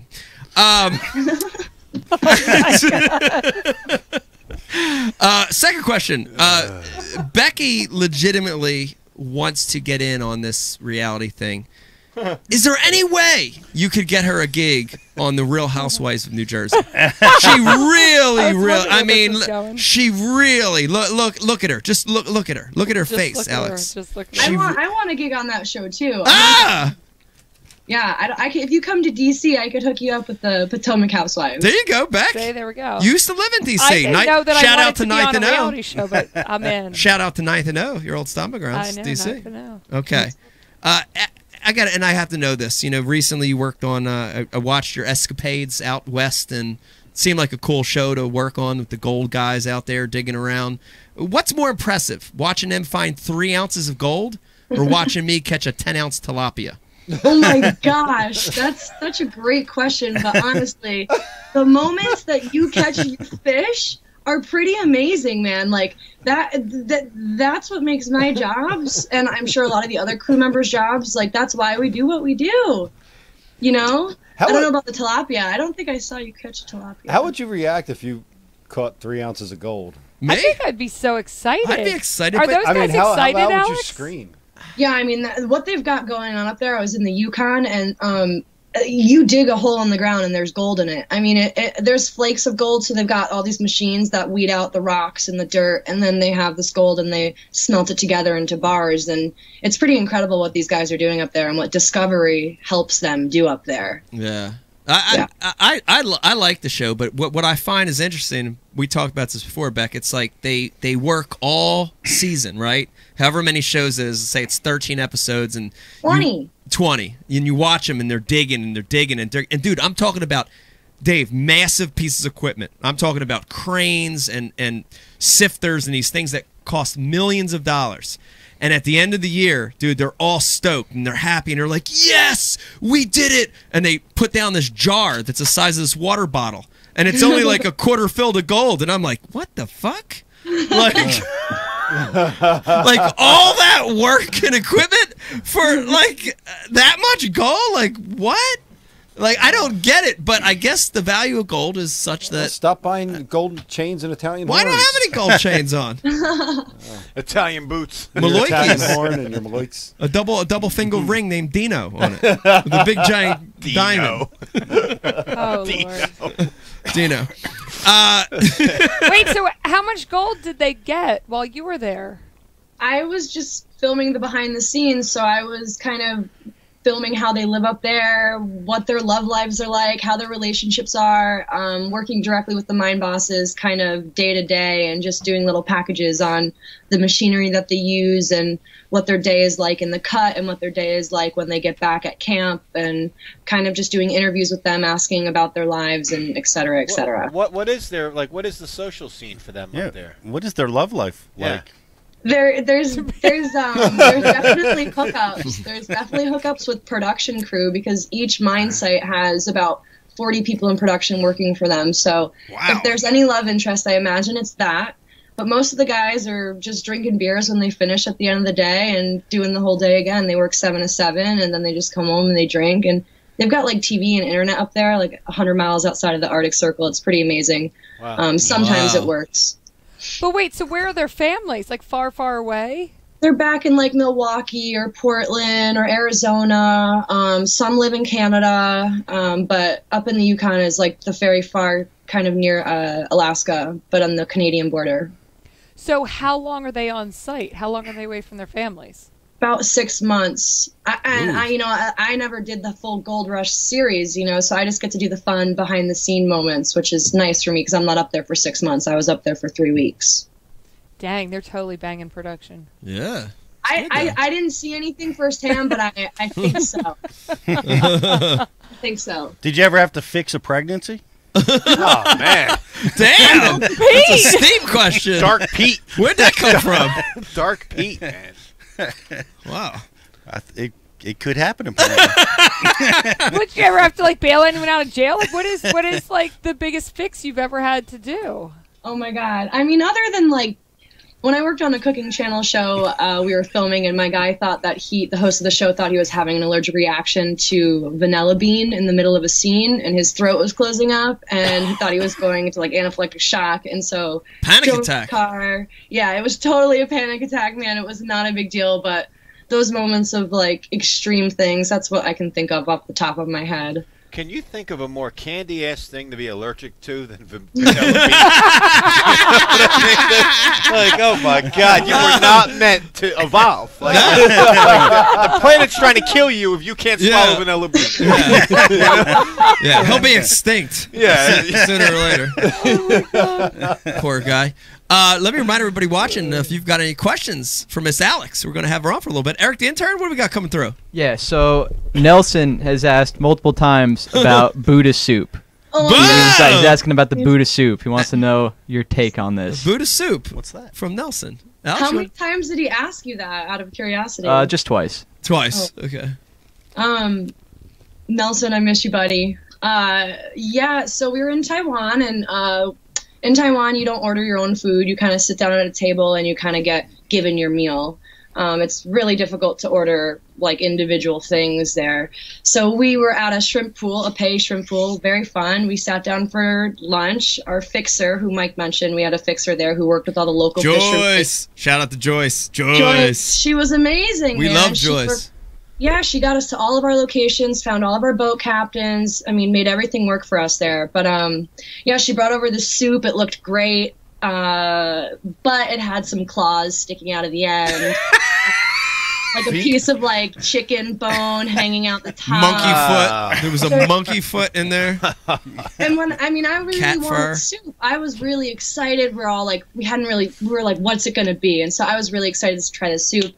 And unfortunately, my filter just gave out on me at that moment. And I should preface this, my fixer talked up the soup. She said that this Buddha soup brought him back from the grave. She was praising this soup. She's like, everybody loves this soup. Our local people, they love this soup. This is like God's soup, essentially. So I lost it, and I was like, this looks fucking disgusting. She was mortified. She was mortified. My crew was laughing. They were proud of me. They were mortified of what I said. They were thinking the same thing. I mean, it was a moment, and I actually apologized. I felt really bad, but it's just a cultural thing that I had to learn in that moment. Respect their food, and it was absolutely disgusting. I mean, nobody ate it. Nobody ate it. It sounds like a witch's spell, like stew. You know, like when they make like a spell and they throw like frogs and things in there. I don't know, man. That sounds. That's exactly. It was in a cauldron. I really felt that. Yeah, they're probably voodoo in you. Might have been a little. Thanks, voodoo. Nelson. I had the chicken fingers at Chinese dim sum. The chicken claw foot. Yeah. Oh, it was bad. It was terrible. It wasn't. Nah, I'm all right. Yeah. Now I would say though, Alex, tell me if you would agree. In the 6 shoots though, overall we had some really amazing meals though. We had some great meals. That was the opposite end of the spectrum, but we ate like kings and queens. It was really good. Yeah, Rob and Brian were a big part of that. You know, they're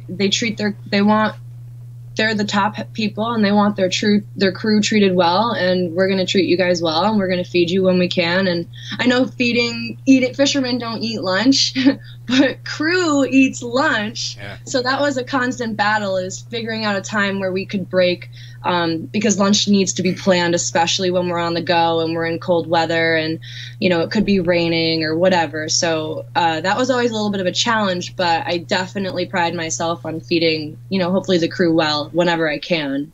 So yeah, let's throw a production term out right now, and real quick for everybody watching, I'm gonna give a word, and we're gonna let Alex define it, and the word is crafty.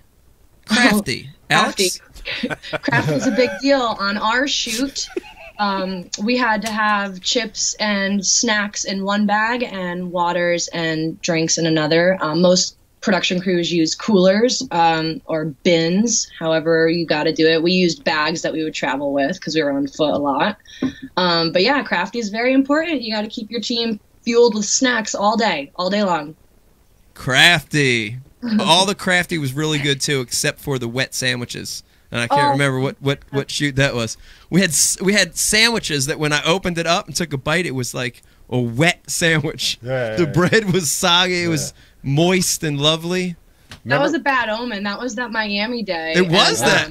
It was that same boat, that big boat for the snook. And by the way, that did make air. Rob said it didn't make air, but that moment did make air. And then you called Monster Mike, and you're like, "Who do you got for me?" Yeah. Because we had a failed day with the snook. Yeah. That's right. Did make it. Remember when you ate the green crab?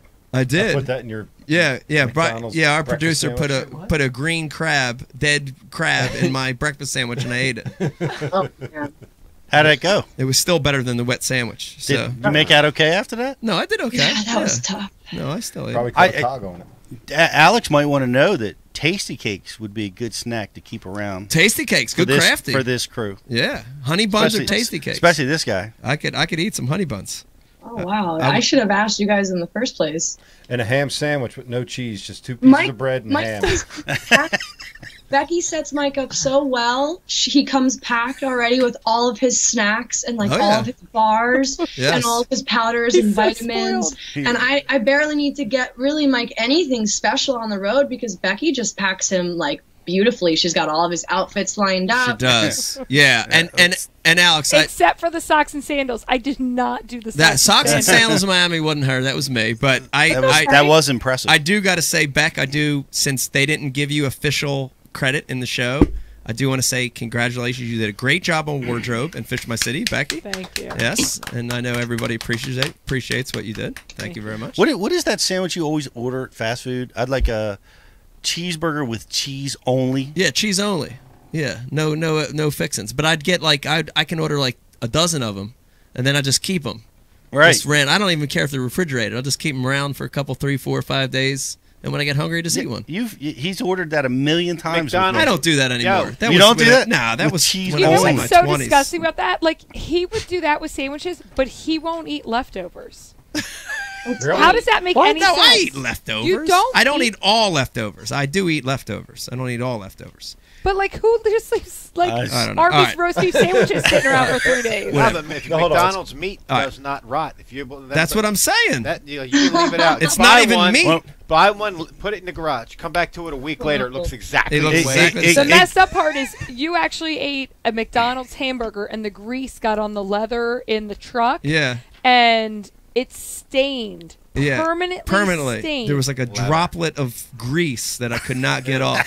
That's what you get. I know. Eating that shit. And it's like green. It's like that weird grease green. Yeah. I don't know what is that. They do go bad. Like, remember the time that I accidentally switched your refrigerator to heat? Oh yeah. Oh, you cooked them. I cooked all your it's disgusting. Your Why does sandwiches. the refrigerator have heat? You guys have heat. He had this weird thing that if you had it on one way, it was a freezer or refrigerator, and if you flicked the switch, it would heat food. Yeah. And I accidentally flicked the switch one Where day. the hell's she out that there's light outside? I don't know. That's not outside. That's not outside. Eric, you got anything else coming through? Because I'm Quick comment first. Someone said, "I hope Becky picked out those pants and not Mike." Yes. Second Beck of all, did pick Those out are my. amazing pants, by the way. These are my. Dave, let me say it again. These are my salmon colored pants. Salmon colored pants. Salmon. That explains why you made two guys kiss on the camera. Tom and Nelson love each other. There's nothing wrong with that. Second of all, right. Yes, go ahead. Oh, you go ahead. And Matt wanted to know, Alex, would you rather do a double episode with Ike or take Eric the intern, which is me, to his prom? And just, if it means anything, I know that both my prom dates would vouch for me that I was a lovely prom date. Shout out to Megan and Liz. Wow, I'm so flattered. If there was a world that I could do both, I feel like I would. Good answer. Great answer. I'll take that answer. Good answer. All right, Alex, I see you drinking water. I know you're getting nervous, and this is the time that I know a lot of people have been waiting for, because this is Ike Live. This is the podcast where we do everything. We've got a game for you, Alex. This is very, very exciting, and we invite you to play the game. Will you play with us? All right, let's do it. Okay, and we're going to let... I felt like it was the right thing to do to let Miss Rebecca ask you these questions, but I'm going to announce the title of this game. And this is a game called Fish My City Season 1 Pure Facts Trivia Game. Pure Facts Trivia Game. Oh, God. Fish My City Season 1 Pure Facts Trivia Game. And let's the games begin. Thank you. Becky, All go right, ahead. number one. During filming for the Miami show, Mike realized he forgot to bring enough underwear to last for the entire 10 days of filming. How many new pairs of underwear did you have to buy for him? A, 3, B, 6, C, 8. Oh man, I sent our PA Jake to do this task, but I know it was Jake from State Farm? No, but it was a lot. I think it was probably a whole pack, so I'd say 6 or 8. 8. I'm going to go with 8. That is correct. Whoa. 8 is correct. Correct. Definitely is correct. Wow. 8 underwear, Pete, for me. Were you embarrassed to send people to buy you underwear? I was a little embarrassed. I forgot to bring underwear. Couldn't you send them to the laundry at the hotel? I didn't have them. I was coming right from a You had tournament. none? I had 1 pair plus the pair I had on. So I had 8 days to compensate for. So the problem was, because of the way the travel schedule was, like, Mike would be at a tournament, and then I'd have to fly someone or have someone take his rig to the next tournament, and he had a suitcase there that was just for the shoots that he would grab and take with him on the plane to wherever he was shooting, and then he would fly back to the rig, and typically, like, I would try to meet up with him at some point. I'd grab the suitcase, swap it out, give him a new suitcase for the next tough. shoot. Tough and logistics. for whatever reason, like, we got the outfits in and we forgot the underwear. Alex to the rescue on my underwear. Did you consider going without? It's free balling. We could have free balled, but it was better to have underwear. All right, number 2. Mike and the Fish My City executive producer, Rob Worsoff, both have very, very strong personalities. How many times did Mike and Rob get into it during filming? A, 1, B, 3, or C, every show? Oh man, I mean, I was gonna. Shit, I'm torn between 3 and just like a little moment at every show. But there were cities that went off pretty flawlessly. You know, I gotta go with my gut instinct. I feel like there was a little something every show. Yes, correct. Correct. Every show. Every show. Me and Rob battling. Yes. All right, number 3. Filming in London during the middle of winter made fishing extremely difficult. Luckily, the crew had a few off days to rest and recoup. Recouped? Like, your spelling's horrific. That's not me. I didn't do this one. If by some remote chance there is another production crew listening to this podcast right now, what would you recommend they do during their off days? A, go to the pub for traditional warm English beer, fish and chips, and mushy peas. B, go to an underground rave, take ecstasy, and dance half naked until 6 in the morning. Or C, kidnap a young British associate production assistant and make him strap a Serta mattress on his back. This is so messed up, Mike. I would have to say all of the above. Good answer. I think that there's a lot of importance of being in London, going to a pub, enjoying the atmosphere, bumping elbows with everybody. We filmed there, we drank there. I also went to an underground rave. I did not take ecstasy, but I did dance and I had a lot of fun. And then there was another period throughout our stay where I did offer my room to another production member who had a 2-hour drive home, which involved a scene of a dragging mattress in the morning. And no, he did not end up sleeping in my room, but my lovely team helped take care of it. And yeah, we were just trying to help a fellow member out. He was a little tipsy. He was pretty drunk. Joe.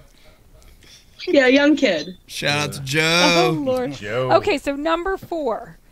During filming in the New York City show, the crew had to endure some crowded, traffic-filled conditions. This is all totally... I think it's supposed to be hypothetical. I think it's supposed to be hypothetical. It says hypnotically. I'm not thinking that's the proper word. This is all totally hypothetical. But if for some reason the production van smashed into a parked car, would you A, stop, leave a note, and call the police? B, speed off and pretend it never happened? Or C, drive directly to Times Square to eat a shitty chain restaurant like TGI Fridays? Oh my god. Well, I think it depends on a few scenarios. But yes, the right thing to do is to stop, pull over, assess the damage, make sure that the other vehicle is okay. And then I think it's important to proceed to location as long as everyone is safe. We've got a schedule to keep. That's right. That's right. Yes. Get your job done. Work. I like that. Good answer. You could have also gave her a D, Fifth Amendment. That might have been an option. Don't forget, this is a hypnotic situation. It's a hypnotic situation. None of this is real. It's all hypnotic. Right, hypnotically speaking. Hypnotic situation. Awesome. Oh, God. Okay, so don't worry, there's only 6. We're on 5. We're getting there. God, I thought, there's another page. This is painful. 3 of the U.S. cities filmed have very famous streets. Austin, Texas has East 6th Street. Miami has Ocean Drive. And, of course, New Orleans has Bourbon Street. Which of the following was the strangest thing you encountered? A, zombies walking the streets, dragging their leg behind them while carrying a sign that says, "Please help, need pot." B, Robin Wendell driving drunk on a bike share after losing miserably at the casino as Wendell bites Rob's face while he is eating a Reuben. Or C, Tom and Nelson doing absinthe shots off each other's nipples before riding a giant mechanical jackalope in some random dirty bar. Damn. What? That's some That's too much. interesting activity. What the hell did you guys do? I would say there was a video that our executive producers, Rob Warsoff and Brian Wendell, sent to the team, and they really went crazy at Harrah's, Harrod's, whatever, casino in New Orleans. There you go. Sorry, Oh my guys. God, no, it's a wonderful thing because we know someone else who calls it hurrah. No, I'm so embarrassed. I hate that this is live. Anyway. Does she pronounce it Harrah's Casino? Hurrahs? Yes. There's another person that does that. Yeah, Uncle Don my does Uncle it. Don and my mom call it hurrahs as well. Yeah. Hurrahs. They also called the Ramada Inn the Rhonda Inn. The Rhonda Inn. Shout out to Hurrah. The bite was the best. The bite. Yeah, for sure. Yes. The bite is the winner. The bite Excellent. is correct. Alex, we are almost done. We're in the home stretch here. Okay, so filming in Taiwan had inherent challenges, difficulties. Challenging difficulties? I don't even know. Differences in language, culture, customs, food. Which of the following would you recommend a foreign traveler do to gain acceptance? A. Ride a moped the wrong way down the street and give everyone the middle finger. B. Present a rare gift of an American novelty singing toy called a Billy Bass. That's a signing toy. Yeah. Yeah, okay. C. When eating a traditional Taiwanese dinner after taking your first bite of food, call out and discuss this is fucking gross as you spit out the food and disrespect Buddha in the process. And that was Buddha. Hey, you didn't even spell Buddha right. It's Buddha. Shit. Well, I think it's the Buddha soup because everybody really gave me shit about that. Buddha soup. The Buddha soup. So that gains you acceptance. Yes. I forgot the question now. I know. It was too long. I was amazed at her focus to be able to even take a stab at it. The strategy's working. Totally confused before. I got no idea what the question was. They were so long. I feel like the second one was the answer, but I can't remember it. Alex, don't even worry. There's nobody watching this show anymore because Mike's questions have been so horrific tonight. I would rather hear the Obamacare I'd rather hear the Affordable Care Act read.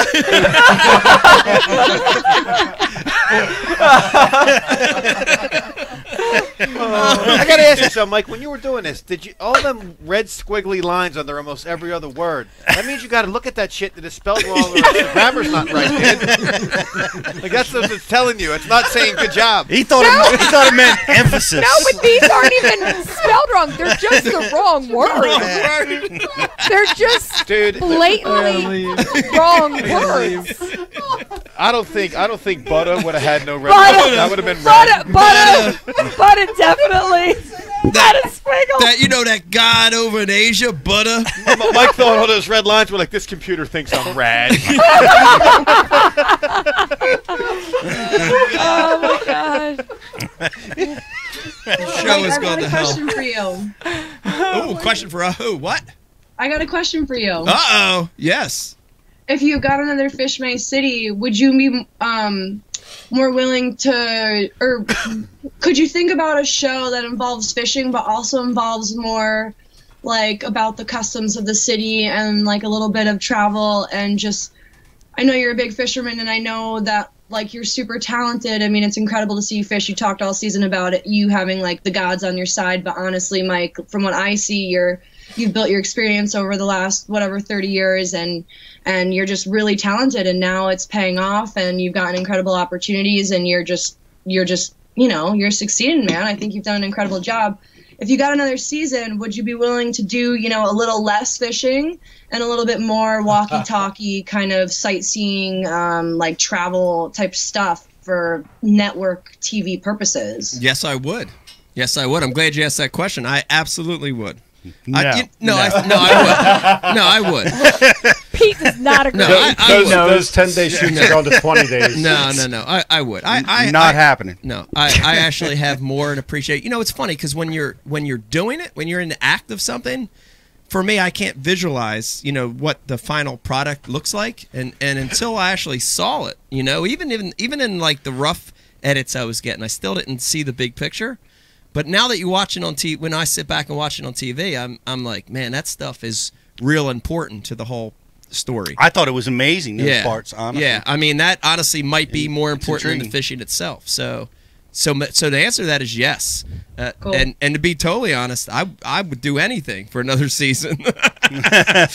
Maybe not anything, but I hope we get another chance. I hope we get another chance. Typically speaking. Crazy though. Typically speaking, I would do anything. I was impressed that Alex's question was as long as yours. Were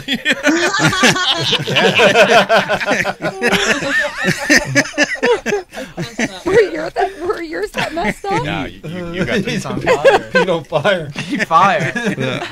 Well, I hope it makes it another season, Alex. We'll see. We're keeping our fingers crossed.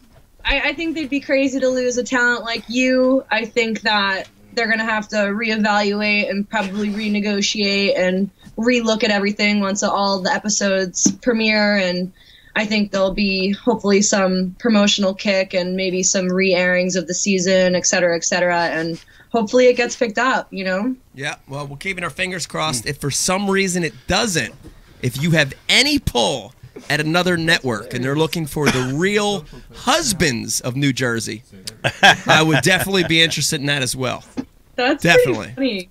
Definitely interested in the real husbands of New Jersey. Are you guys all going to be the husbands? Yeah, Pete, Dave, Brian the Carpenter. I ain't watching that shit. Yeah, no, you're in it. No, you're in it, Bri. Dude, Brian's role, the whole thing, he just puts his hands under his armpits and he rocks back. Hey, you know, in theory, Eric could be in it too, because Bethany Frankel wasn't married when she was on the New York one. There you so go. Eric, you're in. I don't even know who that is. Bethany. When they tested the audience and they all saw, skinny, whatever. But when they would test the 60-year-old women, like the audience, when they would do a focus test, they would wonder, like, are they watching like a mime show with Brian? You know what I mean? He wouldn't be saying that. He'd just be like walking around the house, banging shit around, turning the volume up. It's not working. Alex,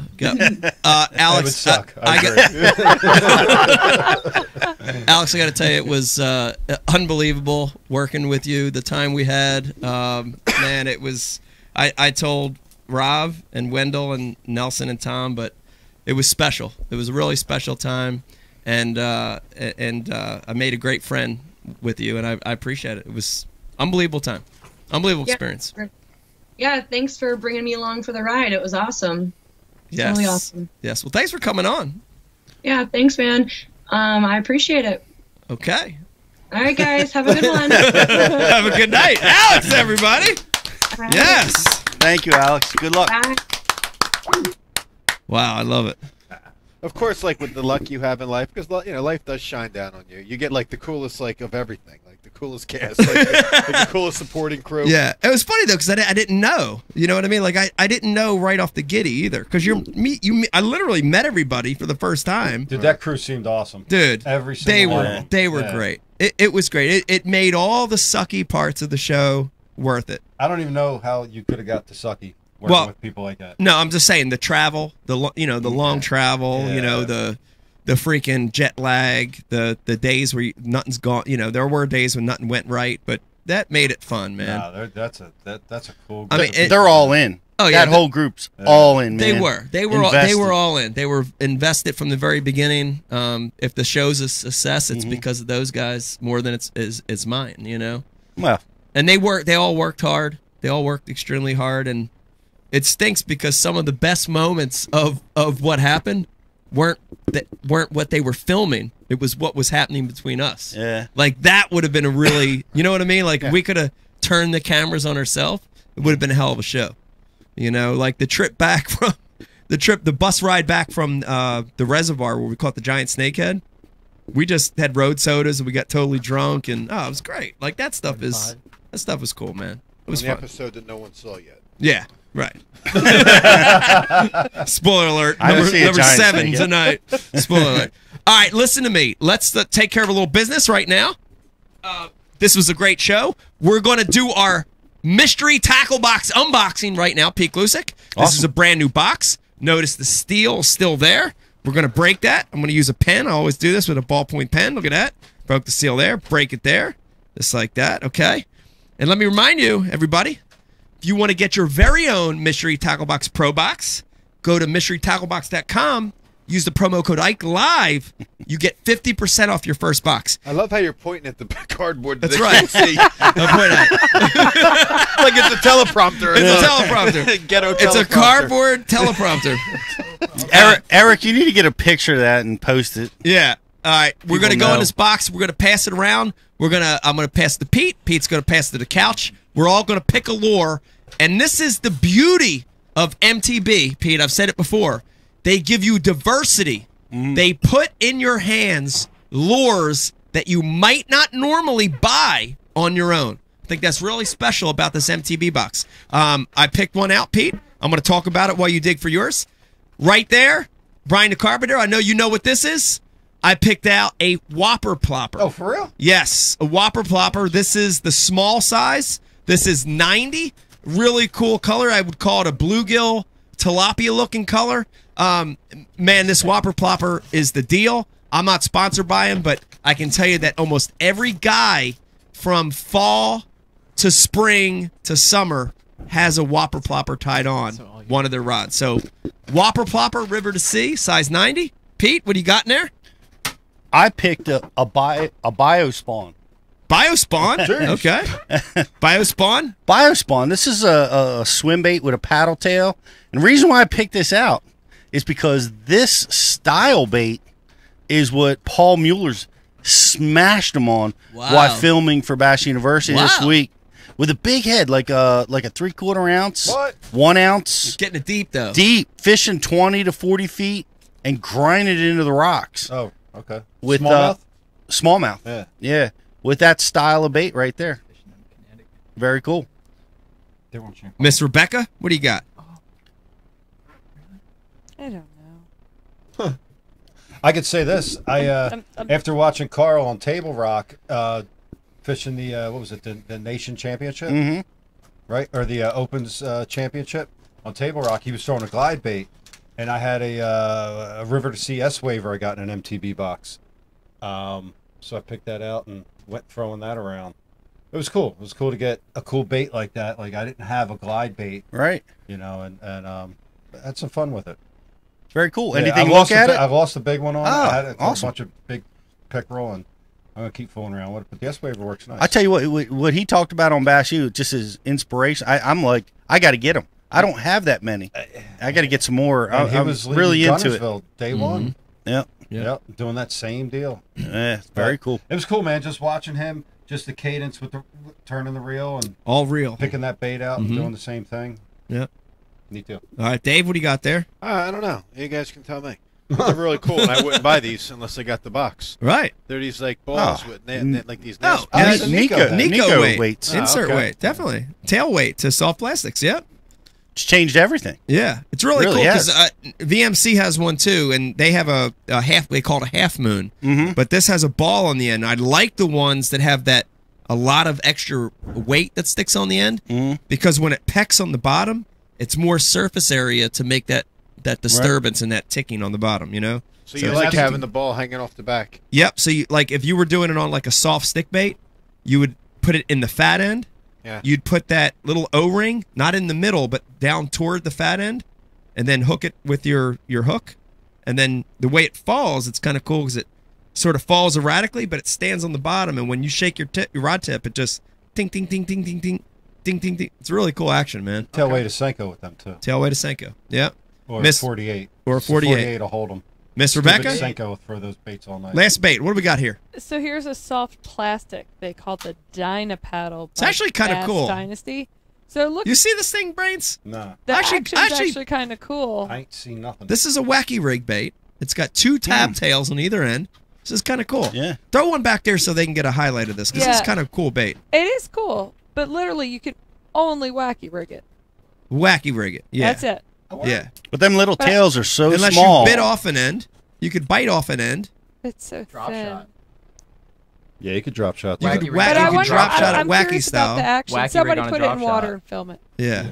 It's a neat bait. Yeah, it's interesting. It's a neat bait. Okay, so Mystery Tackle Box, go to mtb.com, use the promo code Ike Live, and get your 50% off your first box.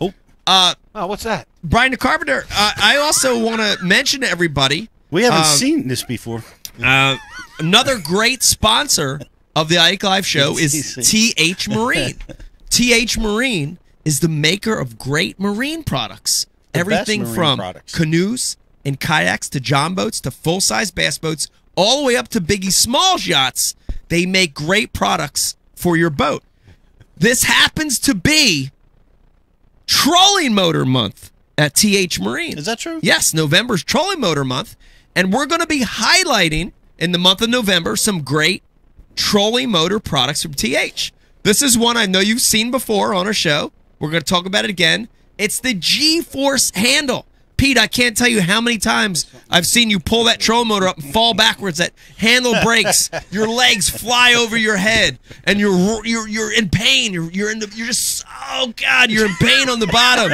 You can barely move. The sciatic nerve is damaged. God, it hurts. You're yelling. I remember, Pete. I remember. This will eliminate that trolling motor handle breaking. And here's the great news, and Brian, I want to parlay this into talking a little bit about a boat build. Brian the Carpenter? That's right. You want to talk a little bit about that? That's right. All I know is Howard Hammonds needs a G-Force handle. Howard Hammonds. Did that happen to poor you guy. when you fished with him? Oh, yeah. Really? Oh, he rolled. Are we not talking about the boat Oh, yeah, build I'm anymore? sorry. Yeah, let's talk about the boat build. What the hell just happened? Yeah, this is really cool. My one feature just got hijacked. This boat build is like Christmas at an orphanage. Go ahead, They Brian. just cut me right at the pilot. I didn't even get to film the pilot. Already cut. And Sorry, it's over. Brian. Let's hear about the boat build. I just was living my visual. Whenever you're done, Beck. I'm done. I promise. I'm done. Done. Take it, Brian. Hurry up. Done. Christmas time at the soup kitchen. Go ahead, Brian.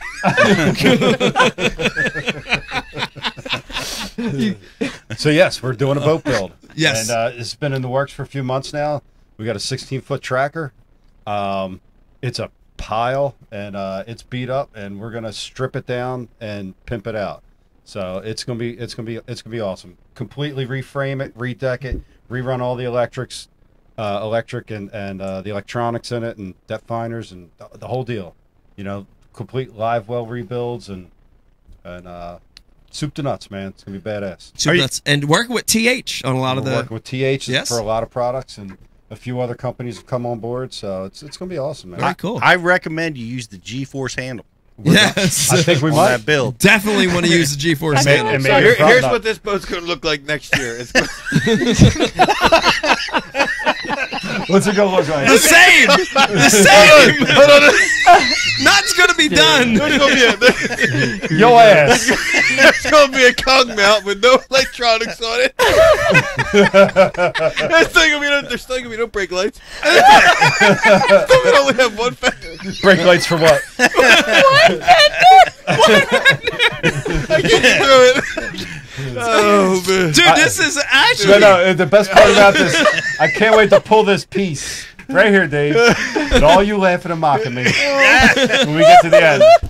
This is how we're going to introduce the final edit from this build. The final edit! What we'll have, though, we'll have like the handle, like, you know, underneath about 2 inches of water. Still in the box.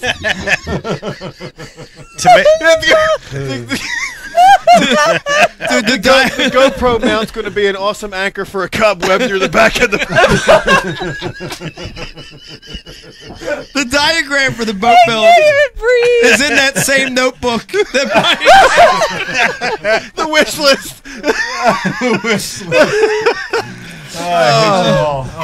It's Carmela's kitchen and the boat build. One page behind each other. Oh my God. I have to say, though, I'm really proud of Brian. This is probably the most he's ever talked in one episode. It was. I just thought of something else you need to put on the boat, though. If you end up doing it, which you probably won't, but if you do, put a scarecrow on it to keep the crows off of it. A scarecrow. Put him on the pedestal seat, the scarecrow.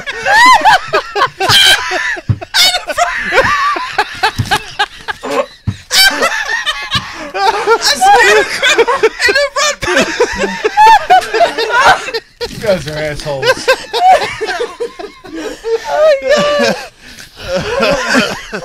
One of those black silhouettes of a wolf. Keep the geese off of it. Yeah, it's going to be huge. Huge. It's going to be huge. You got to use some aluminum. It's going to be a big success. I can't wait. You definitely should think about adding a key holder on there somewhere. Yeah. Right. Oh Make my sure you know God. where your keys are.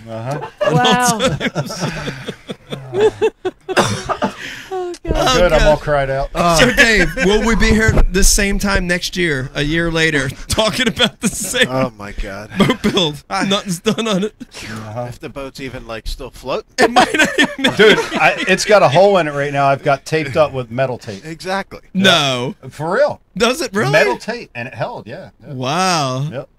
That is. How you gonna crazy. fix that? A little weld? We're gonna find out. Tune in. Damn.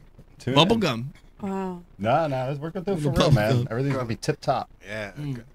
Power pole's just going to be a broomstick like through a PVC pipe right into the mud. You're damn right it will. A power pole don't pay me nothing. Oh man. Wow. Dude, what do you think? The options are we could end the show or we could keep laughing about boat building. If you got more, bring it. I'm cried out. I feel cried out. Leave while we're on top. Let's leave while we're on top. Let me thank everybody for tuning in to this very special episode. This is the Fish My City show. Man, I had a great time. I want to thank everybody, Pete, for coming on. I want to thank the entire field production crew, Rob, Wendell, Nelson, Tom, Alex. Thank you guys for coming in. Ron, who wasn't even on the show. Thank you, Ron. Yo, Ron. Shout out to Ron. Yo, Ron. Shout out to Ron. Shout out to Flambeau. Flambeau. The Zen River. What was it? Zen? Sign River. It was an awesome show. I definitely invite everyone, listen to me. The new show, Pete, is this Friday, 10 p.m. Eastern Time. Is this the big one? This is the Taiwan show. Everybody loved this one. Taiwan show, this Friday, 10 p.m. Eastern Time, 9 p.m. Central Time, Nat Geo Wild. Check it out. And then Saturday, the marathon of Fish My City, the very next day. Oh, for real? Yes, from like noon to like 4 o'clock. 5 o'clock, you're going to be able to watch 4 Fish My Cities in a row. Five Fish My Cities in a row. It's going to be a giant marathon. Thanks, everybody, for tuning in. Look for the new Fish My City Nat Geo Wild. Thank you to Pete. Thank you to Dave, Becky, Eric, Brian, the Carpenter. Have a great night. We'll see you soon. Wow. Dude. What a great way to... Star in Miami.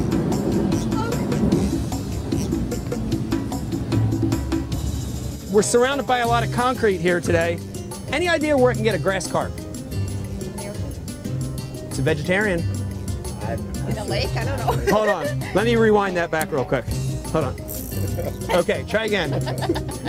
I don't know. You get it in the canals right here, freshwater canals, right here in Miami, Florida. What about me looks... I mean, I just want a couple questions. I know. Everybody gets scared. They see the camera. What's that like? I don't know why I'm so scary. I'm 5'10". I weigh 180 pounds. I got a big beer belly. Just because I'm in all white? Because I have this beautiful hat? Because of my toes? Oh! Oh my God! I just missed it. What are the odds I could fish right here in downtown Miami and catch a living fish? 100%. 101. You two are correct. You failed! Ding, ding, ding, ding, ding, ding, ding, ding, ding. Miami is, in fact, loaded with fish species, and especially right here in the harbor, it's loaded with fish. This is my pet swim bait, Harry. I send Harry out into the ocean on a regular basis. Harry, will you please catch me a snook in the back of this goddamn boat? Thank you.